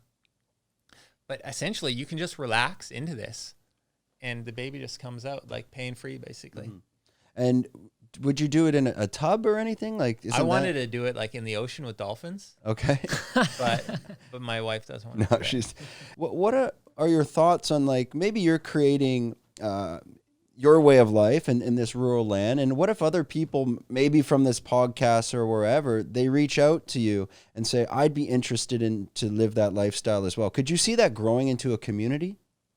And is that something you would accept, or do you want, hey, I want to do this on my own? Yeah. Well, you got to do it in your own context where you are. You know, Canada, for example, is totally different than doing it here. But there's people doing this in Canada that I've been inspired by. You know, is there? How could we look that up? Who are they? Curtis Stone. He's called the Urban Farmer. He was in Kelowna, and now he's doing it's called a shit hits the fan farm. So it's like in case like everything gets locked down and the grid goes down, he's going to be fine. So is it just him or a community he's doing it with? He's a big leader of it. Oh, so it is a community. Yeah. Okay. Yeah. And I'm not the only guy doing this. Oh no, I think. I mean, I'm totally new to this. This is, I've always. It's definitely not an argument. It's a point. This idea of going back to, let's say, the 1800s and this lifestyle. Sure. I mean, you could then. Why aren't more people just go move where the Amish live? Just go live with them, and that's already set up. You don't need to create it yourself, because I'm from a place in Canada where you can drive about an hour outside, and we have Mennonites and Amish. Oh yeah.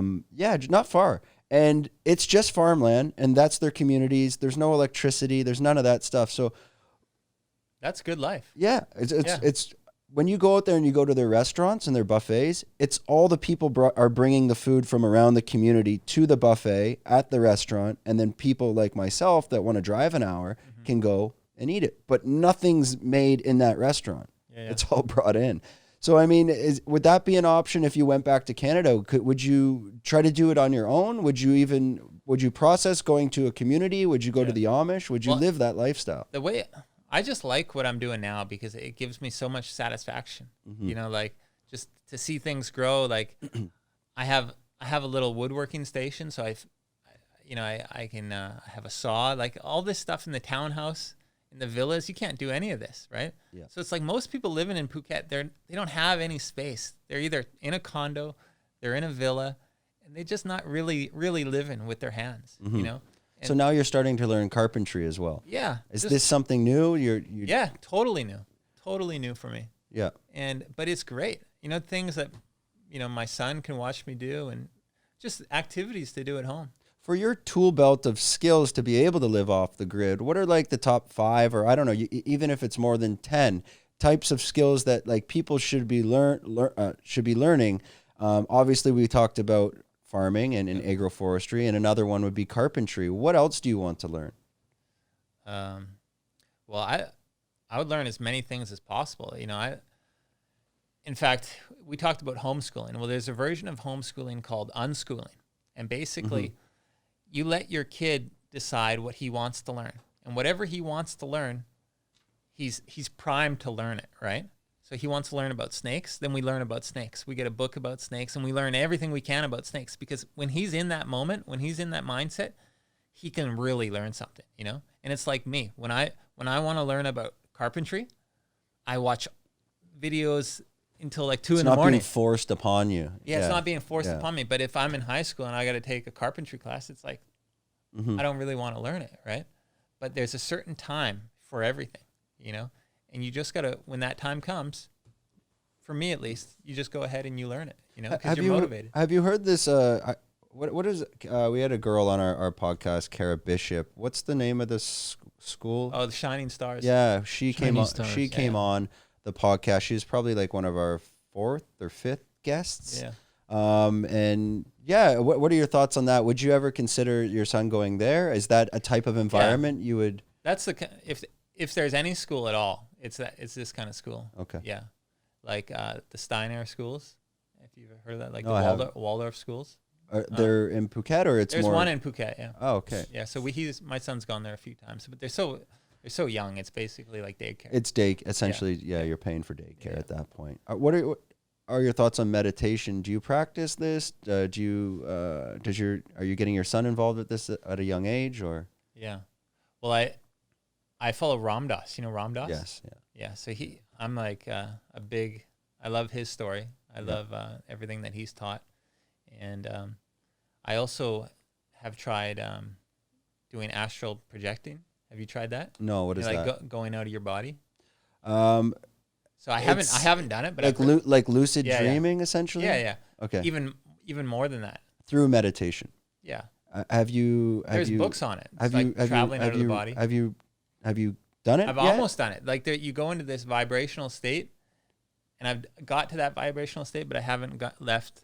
My Are you body, doing it through a essentially. guided meditation, or are you doing it on your own? Just on my own. Just on your own, trying to. Yeah, you can learn about how to do it, but basically it's just like breathing Yeah, and meditating. I met a friend maybe 4 or 5 years ago, and she was doing what's called Akashic readings, or the Akashic records. Are you familiar with this? Yeah. Have you tried that meditation? No. I should send you a YouTube link. Yeah. Oh, it's crazy. I know what that is. It's basically the records of everything. Correct. And some people, it's like a library of everything that's ever happened. Yeah. So I've tried it 4 times. I've almost got there. So, and sometimes you fall asleep, because I have one that's a guided meditation on it. And honestly, you kind of need it, because they're bringing you through a journey. And there's essentially what they're trying to do is they're bringing you to a library. And at that point, once you get to that library, you don't know if you're asleep or awake. It's very strange. It's a very strange feeling. And sometimes you just pass out, and then you wake up and you're kind of still there, but obviously your eyes are closed. And it's guiding you to a library, to a very end long haul, to a book. And that's where you have to get there mentally. And when you get to that book, you open it. And that book, every page, because again, whatever is going on, they need to make it third dimensional and visual for you to understand, right? Right. We need to understand a book. And I've got to the point where I've opened the book, and you're supposed to be able to flip a page. And every page is any chapter in your life, from now, from a past life, from his life, from your life. You're telling your mind. And you can actually open those pages and go into that page at any point in time, which they call the 13th dimension. And again, this isn't like woo-woo science. This has been around for a long time, and that's the general idea of it. But I'll send you this link. You can try it. It's very difficult. Yeah. It's very difficult. I've tried many times, and I think it requires a very clean mind, a very open mind, and also, again, like we were talking about, like good gut health. You need to be very holistic and prepared for it, or I feel like there's maybe too many things could be blocking your mind when you get there. Sure. But it's awesome, yeah. Yeah, I feel like humans probably had more senses back in the day, like 1,000 years ago that we've lost, like talking through the mind, or just that feeling of that intuition as well. Yeah. And some people are really. Yeah, I mean, you can. And I think that's through diet and this holistic lifestyle. This could come back, and especially escaping the noise. And I don't mean the cars and the beeping. It's the mind of the monkey that chatters a lot. And you could be on your couch and you have all these distractions. You got the computer, the cell phone, the TV, and your mind wants to easily be distracted for whatever is going to be the simplest task for us to take on. But when you're in a place like where you're living, there's no distractions. There's quiet. It's peaceful. There's probably minimal sounds as well. And I'll give an example of that. I went up to Khao Sok. I think it must have been last October in Khao Sok. You're familiar with, and I stayed on the lake. And we don't live in a city, so Phuket's still relatively quiet. But when I was there, you couldn't hear a sound. And it's something that, like, going on your point, there's probably senses that we have lost along the way. And I think that's our sensitivity to the environment and kind of becoming in tune and in touch with it. I think that's what we've lost. For sure. Yeah. Well, we don't know what we've lost because we don't have it. Exactly. Yeah. Do you think your part of your motivation is to find that?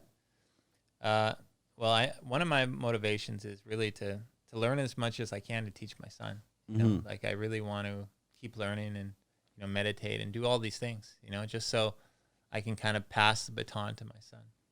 You know? Is there any point where this idea could not work? Like, I'm not sure how to frame that question. It's more like, do you see this working? Is this your lifestyle until the day you die? For sure. I want to get even more rural. Like I'm happy where I'm at. It's like, it's all about being happy where you're at. But yeah, I just get more in touch with nature. You know, the reason I got so away from nature is because I was kind of programmed to think that I needed a job and needed all this money and all this stuff. And then once I built my business and became, you know, relatively successful, that's when I realized that, is this it? You know what I mean? Is that all there is to it? You know, that's why I'm able to kind of get back to nature and do all these things. Do you consider yourself, are you very focused, determined, patient? Like, what describes you as a person? Who are you? Yeah, that's a good question. Determined, you know, I'm not scared. I don't have much fear. Strong-willed. Yeah. And where does that come from? Is this these are values that have been passed down maybe through your family, your parents, or have you created your own character? Yeah, I think a lot of it, you know, like my trip outside of North America and just building my business, you know, through some really, really hard times has really given you thick skin. Given me a lot of thick skin, a lot of strength, you know. Yeah. Interesting. I think the whole concept of living off the grid. Now, you still have your property management company, so this how would you define that? Pays the bills? Are you saving? Is there a certain point in time when cash will no longer be needed, and therefore you don't need to deal with property management? Well, I like the business. You know, I like all of these people that live all around the world. You know, they entrust me to manage their property. You know, so I can't disappear completely. And would there be a point in time that you could slowly transition away from that? Because I think the point of this question, meaning like while you're doing your property management in your business, it's taking away from additional time you could be spending on learning and growing quicker and faster. Because I mean, I've set the business up to run. Basically, it runs itself. Okay. You know, so I have staff that do all the maintenance, the cleaning. I don't have to do much. I just need to answer emails, talk to these owners when they call. So you've made it to as minimal as possible. Yeah. And is that's your motivation because of your clients? All my times with my son and on our property. You know, maybe an hour a day at nighttime do I do some work, actual business work. And what's next for you in terms of what do you plan to learn next? So we were talking about that before. Like every day you try, maybe you watch a YouTube video and you'll try something new. Do you have something in mind for tomorrow? Yeah, I'm doing carpentry, and I want to get into carpentry with bamboo because there's so much bamboo growing on my property and on the edge of my property. And people, you don't have to pay for it; you just have to cut it down. So you dry it, and I want to know how to build with this. There's actually some people doing it in Bali. They're building villas. Yeah, I was watching your video. You said there's a drying technique you're using. Yeah. So that's one aspect, but there's if you want to use it in construction and use it for a long time, you have to get rid of the bugs and really dry it out. But if you're just going to do it temporarily, like I'm trying to build like a pergola on the side of my house to kind of give some more shade. And I just want to do that with just the local bamboo we have. Is there a way to naturally treat the bamboo so that it cannot get infested? Like, let's say by termites or like borax. Borax. I think it's pretty natural stuff. What is that? It's like I don't know actually. It's like a wax or. Honestly, I don't know what it is. So but I just know that's the name of it. This is the salt, next. I think. This is the next project for you that you're taking on. Yeah, on my property. You know, I've never been like a hands-on guy, but I'm trying to get back into it because I feel like I've been missing it my whole life.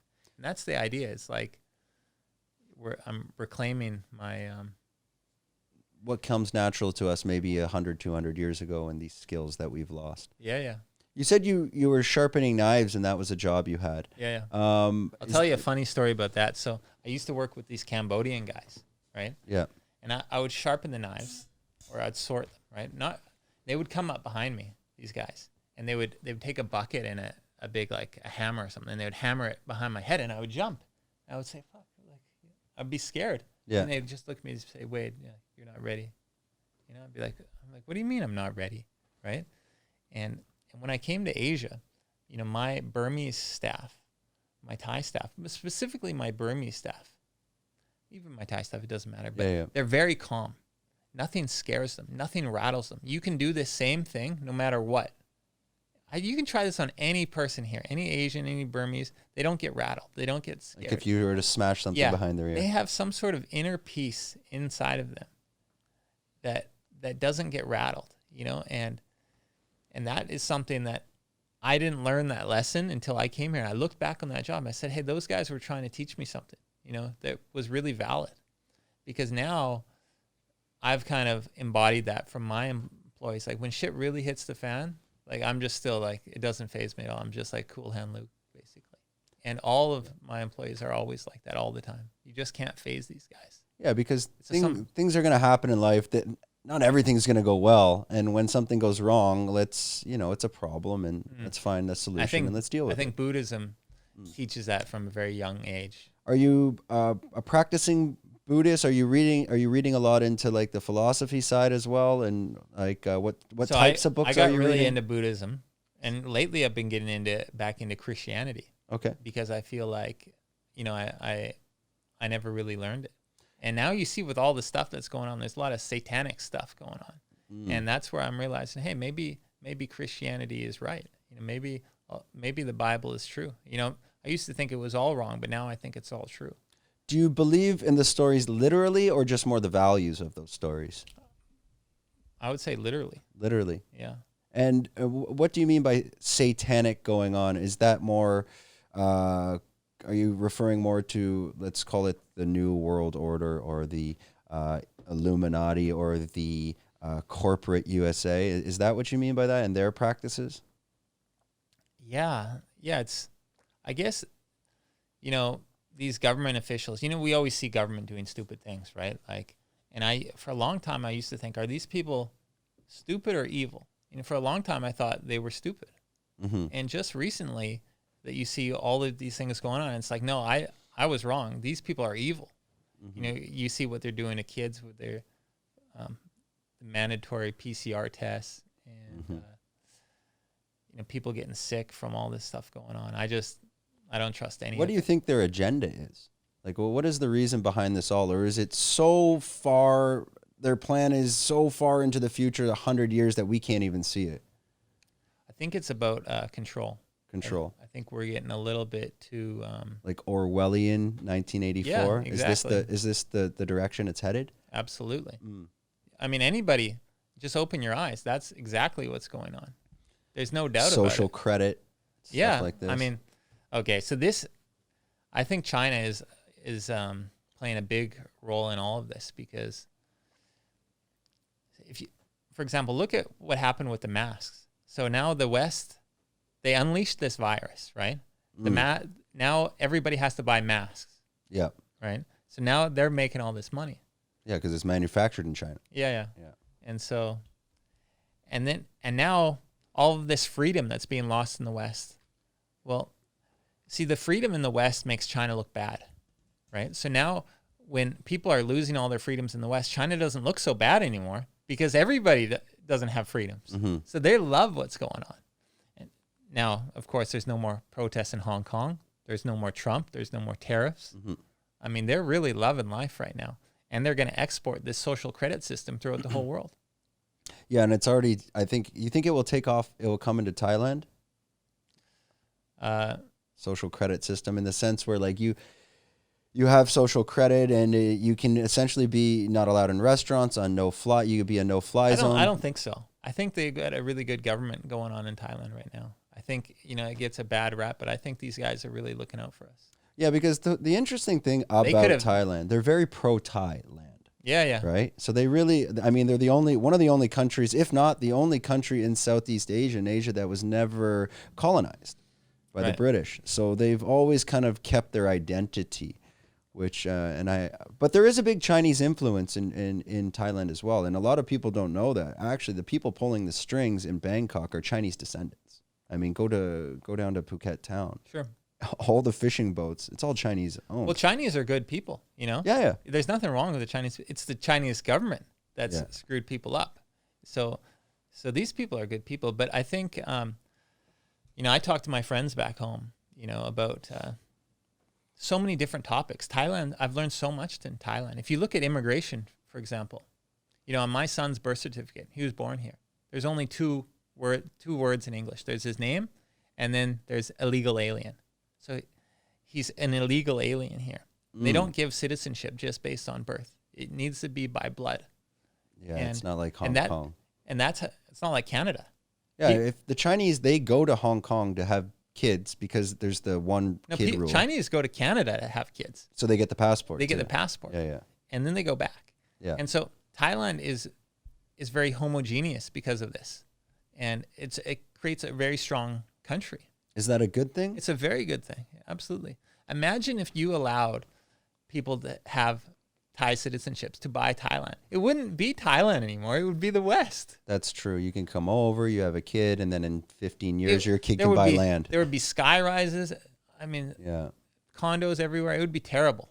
I mean, people say that when you open your borders, like in Canada, we're opening our borders to all these foreigners. Mm-hmm.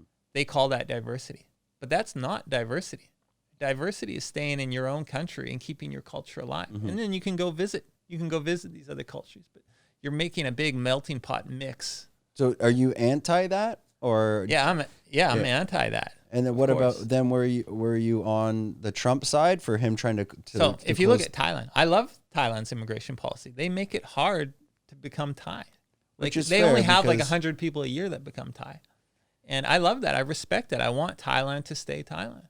You keep your identity as a country. Otherwise, if you you respect yourself. If you were to take all the countries in the world and make a melting pot, and every country, you have citizenship wherever you want, you're gonna lose. Then the identity of that area and the culture will slowly fade away. Sure. In the West, if we don't open our borders and let everybody in, we're called racist, right? Yeah. But they only call the Western countries racist. They don't call Thailand racist. They don't call China or Japan racist. It's only the West. And so it's really, it's a double standard. Yeah. And do you think that it's because of the media? Like, because they're controlling that narrative? Yeah. I think there's a big agenda, like we're talking about the New World Order or whatever. I think they really need to take out the West. Because once the West falls, then the whole world's in their hands, basically.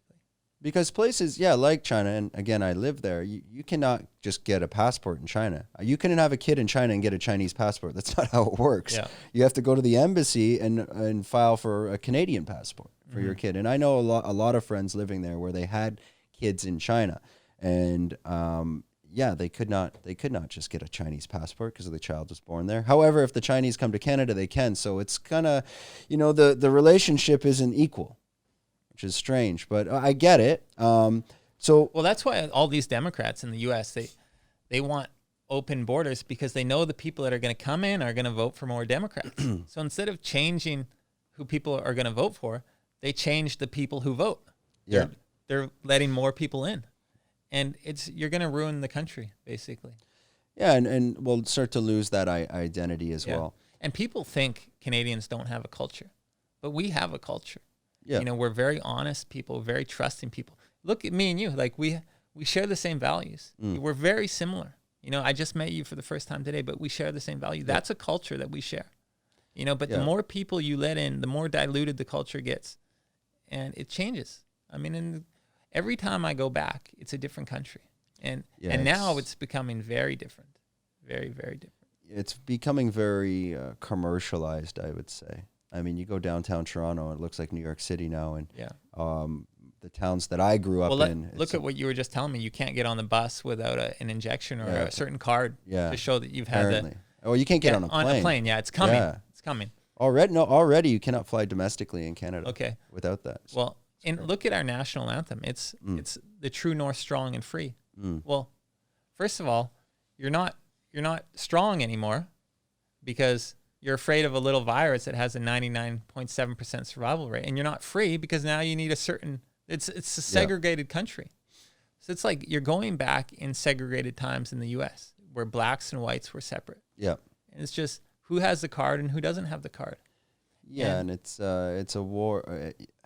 I was talking to a guy about this today. It's like the war on terrorism is changing to you are the terrorist now, right? Because you don't have that. Well, you know who's the terrorist now? It's COVID.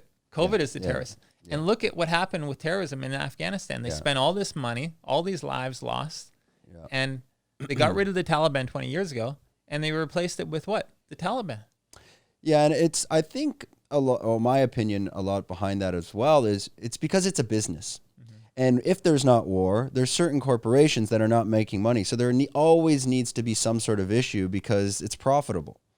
And that's probably why this should happen. There was a big announcement that China is going to be developing this huge, I think it's some sort of mine in Afghanistan. A mine? Yeah. Okay. Well, is it a coincidence what happened there? You know, the U.S. left, China goes in, and now they're mining rare earths or whatever. Yeah. You know. Yeah, I mean that's definitely a possibility, and I mean China can. I mean their army is very strong. People Well, their tentacles are everywhere. Yeah, everywhere. Yeah. Oh, I mean go to any major city in the world. There's a Chinatown. Is there a Canadian town or an American town in every city around the world? No. So, I mean, yeah, they are absolutely everywhere. And there's places even in Mexico, apparently, where, like, now they've bought land or something. I was reading, this was so long ago, maybe a year or two ago, I read this story where, like, the Chinese actually own a part of Mexico. Yeah. I was walking down the street in Tijuana. I saw some Chinese people, but they were speaking fluent Spanish. They were like 100% Spanish. Yeah. There's Spanish in Argentina a lot. It's probably Spanish in Brazil, or it's probably Chinese in Brazil. They're everywhere. And it's not necessary. Is it a bad thing? Is it a good thing? The CCP is a gang, right? Yeah. And they're corrupting politicians all around the world. They're bribing people. They're like the richest, most well-funded gang in the world. Yeah. What do your parents? They're still alive? Oh yeah. Okay. What do your family, your friends back home? Think about with your opinions, because on mine, when I try to talk to my parents, well, my opinions are even more extreme than yours. Yeah, well, I think I'm just being polite on camera, but they're so brainwashed by the 6 o'clock news that when I bring this stuff up, such as the current situation and how what they want us to do is kind of bullshit, and I can go into detail on that, but when I bring these points up, they're like, you're basically a neo-Nazi. Like, you're a lunatic. Like, how can you even think that? I go, the only reason you don't think that is because every night you turn on the TV at 6 and you become sheeple, essentially. And the TV is programmed. It is a program to program you. It's television. It's telling you what to see. Yeah, so when you watch that, and now I 100% get it. Imagine you watch that every day, 365 days a week, and the message was the same for 365. Yeah. You're going to believe it at a certain point because you become, it's almost like hypnotized. Yeah. Right? And so back to the whole point of the question, what does your family, friends think back home when you bring up your opinion and your points?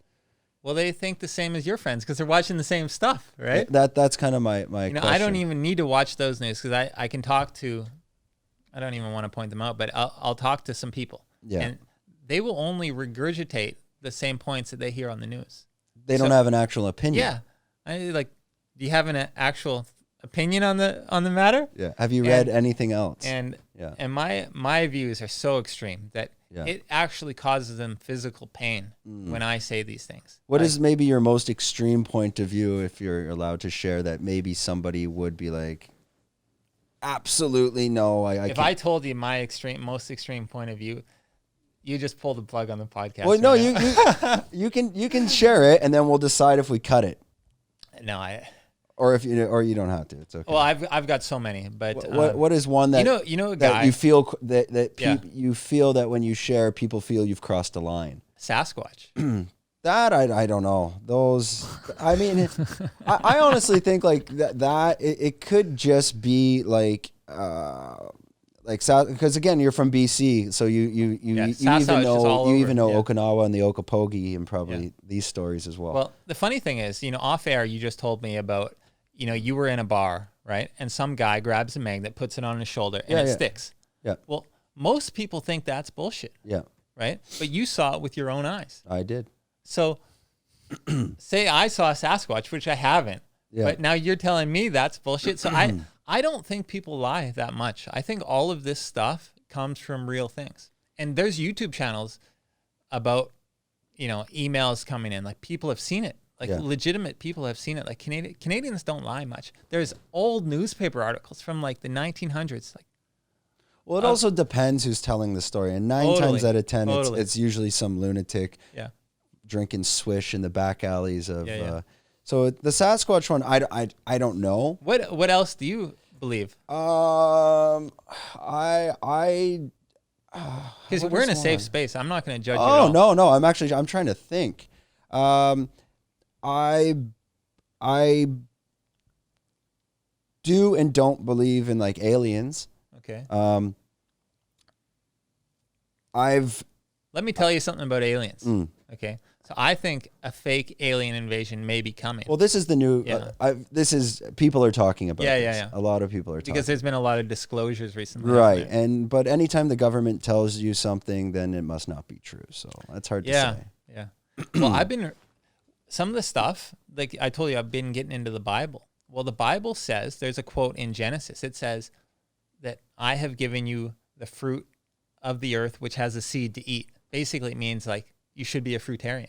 Yeah. And then there's another line that says that, God created the earth and there's basically a firmament around the earth. So it's flat with a dome around. That's what a firmament is. Yeah. And so I think there's a lot of hidden proofs in this. And the Bible talks about, fallen angels, and people say that's what Sasquatch could be. So, well, a lot of it too, the only issue with the Bible is that the translations. And then we're talking about what's going on with the injection. Yeah. Well, people say that could be the mark of the beast. Well, there's because you can't transact without. There's many ways to interpret anything. You can always interpret it however you want. I think the only problem with the Bible and what it says now, because it's the King's Bible in which we're reading. This goes back. This was written in ancient Hebrew 5,000 years ago. And imagine then it's translated to Greek and then Rome and then English. I think a lot of it, like the literal meanings from maybe the original version, probably a lot has been lost in translation and meaning, because don't forget, language is completely different at that time. An example, go read a Shakespeare book. It's not so easy to understand either. Sure. Like in certain words get lost, grammar gets lost, the idea of it gets lost. So, well, I think, sorry to cut you off. Yeah, no, that's okay. I think history, if you look at the word history, what is it? His story. His story, right? Yeah. So it's completely the winner's right history. Correct. It's totally manipulated. So I think there's a lot of mistranslations in the Bible, all this stuff, but it's probably the straightest line to actual history that we have. So all these crazy things that we read about in there, probably closer to truth than what we read about in our textbooks. See, my opinion, what I thought the Bible probably was at that point in time, it was a way to control the population through stories and morals and values, and you should act like this, because there wasn't really politics back then. Religion was the politician. So that's what I have always thought, like it was a way to, again, control your population with some stories, a lot of scare tactics, especially if you go very orthodox as well. That's I used to believe that too, but then I see that the mainstream news bashes it. They never talk about it. They ignore it. Yeah. And anything that they don't like, I like. You know, if it was fake, they would be promoting it and pushing it, but they're not. Pushing the Bible. Yeah. Yeah. But they're not. They hate it. So that makes me like it. Yeah. So definitely it's a lot of interpretation. And I'm definitely not for or not against it, because for me, when I have an opinion, if I don't know enough about the topic, I kind of give like a general understanding. But I believe on any of this stuff, like you really need to go down rabbit holes to read, multiple points of view and understand it. So no, I agree with you in that sense on that. It's so obvious. And is this from all of this information, is this of what's going on and what's real and what's not, is this kind of like it's all connected? Is this a motivating factor that kind of pushed you to what you're doing now as well, to kind of escape the noise, escape the bullshit? Would you say that was a key factor? It was a kickoff. And then when I'm working on my property and I'm cutting grass and I'm meditating, I'm doing all this stuff, these things things become so clear to me. You have more time to think. I mean, you're working just outdoors. comes to me naturally. Like I just get a clean body, and my bullshit sensor is so sensitive, so I don't trust. And for your diet, like, well, now you're only eating fruits, but before, would you eat anything from the 7-Eleven? Like, were you? Yeah. I remember when I worked all night, I used to eat those little toasty cheese things. Okay. Those are great. I used to have coffees. I don't drink coffee anymore. Yeah. Yeah. And how do you feel, like, physically, like, from this new diet? You feel you have the energy, energetic, or are you very energetic? And it's kind of a two-part question. That transition from your previous diet to this one, was there like a hurdle, like in terms of like you felt lethargic maybe for the first month because you're basically changing your gasoline or changing your engine? Yeah, I'll tell you, when I did a fast, I did a 6-day fast recently. So this is in Canada. What does that entail? Just water. Just water for 6 days. Yeah. Really? And I wanted to do it longer, but I did it in Canada. And my parents are like, "You're gonna die. Like, we have to step in." Like, I wasn't gonna die, but they were just worried. I was having a great time. So after, like, on the second or third day, I really felt bad because my body was detoxing. But after the third or fourth day, I was getting my energy back. I wanted to go for runs, walk around the neighborhood, like go see my friends. You didn't have any hunger pains? You were able to get through it? No, it's first day you get hunger pains. Second day you have detox symptoms. Get past it. The body is the perfect machine. Like the creator, whoever that was, designed us perfect, and we just shouldn't fuck it up. We shouldn't screw it up. Sorry. Yeah. So we got to be careful what we put into us, and because we're the perfect machine. Like, modern science can't hold a candle to the human body or what nature can do. So the body heals itself essentially. We don't need any external things. You don't need superfoods. Yeah. Food is medicine. Yeah. Food is medicine. It has things, but the body essentially can do it all. Yeah. And on anything, is there anything that you miss from, like, your old diet lifestyle, like an ice cream or anything like that you get cravings for, but because you're disciplined, you block it? The hardest thing to break, caffeine, is probably one of the hardest ones. Okay? Yeah. And the next hardest one is salt. Salt is hugely, hugely addictive. Now, you can still put salt in raw food, but I just don't do it. But that's when people go from cooked food to raw food, they usually have less salt, and that's what they crave the most because it's highly, highly addictive. It's like crack cocaine. Yeah. It's I mean, for me, it's even to cook eggs. It's not. I try to limit the salt, but it's not easy. It makes everything taste quite bland when you don't have salt, but probably because you're addicted to that taste and whatever it's doing to you neurologically as well. I don't even want to know. Yeah. So it's a huge one. Okay, well, we'll get to wrap it up because we're probably at over 2 hours. Way over 2 hours, yeah. Okay. 2 hours 40 minutes. 2 hours 40 minutes. Yeah. I think we went on a conspiracy theory tangent for a while, maybe. Probably 45 minutes of that. Okay. The last just quick ideas and set of questions is, if anyone out there is listening and they want to make that leap of transitioning to, would you say self-sustainability? Self-sufficiency. Self-sufficiency.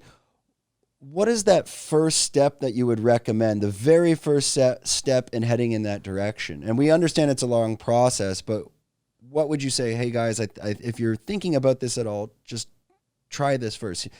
And maybe it's a few steps, but what would you recommend they do?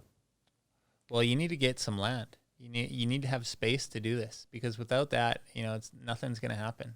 But if you're in a condo, just start growing some herbs and stuff.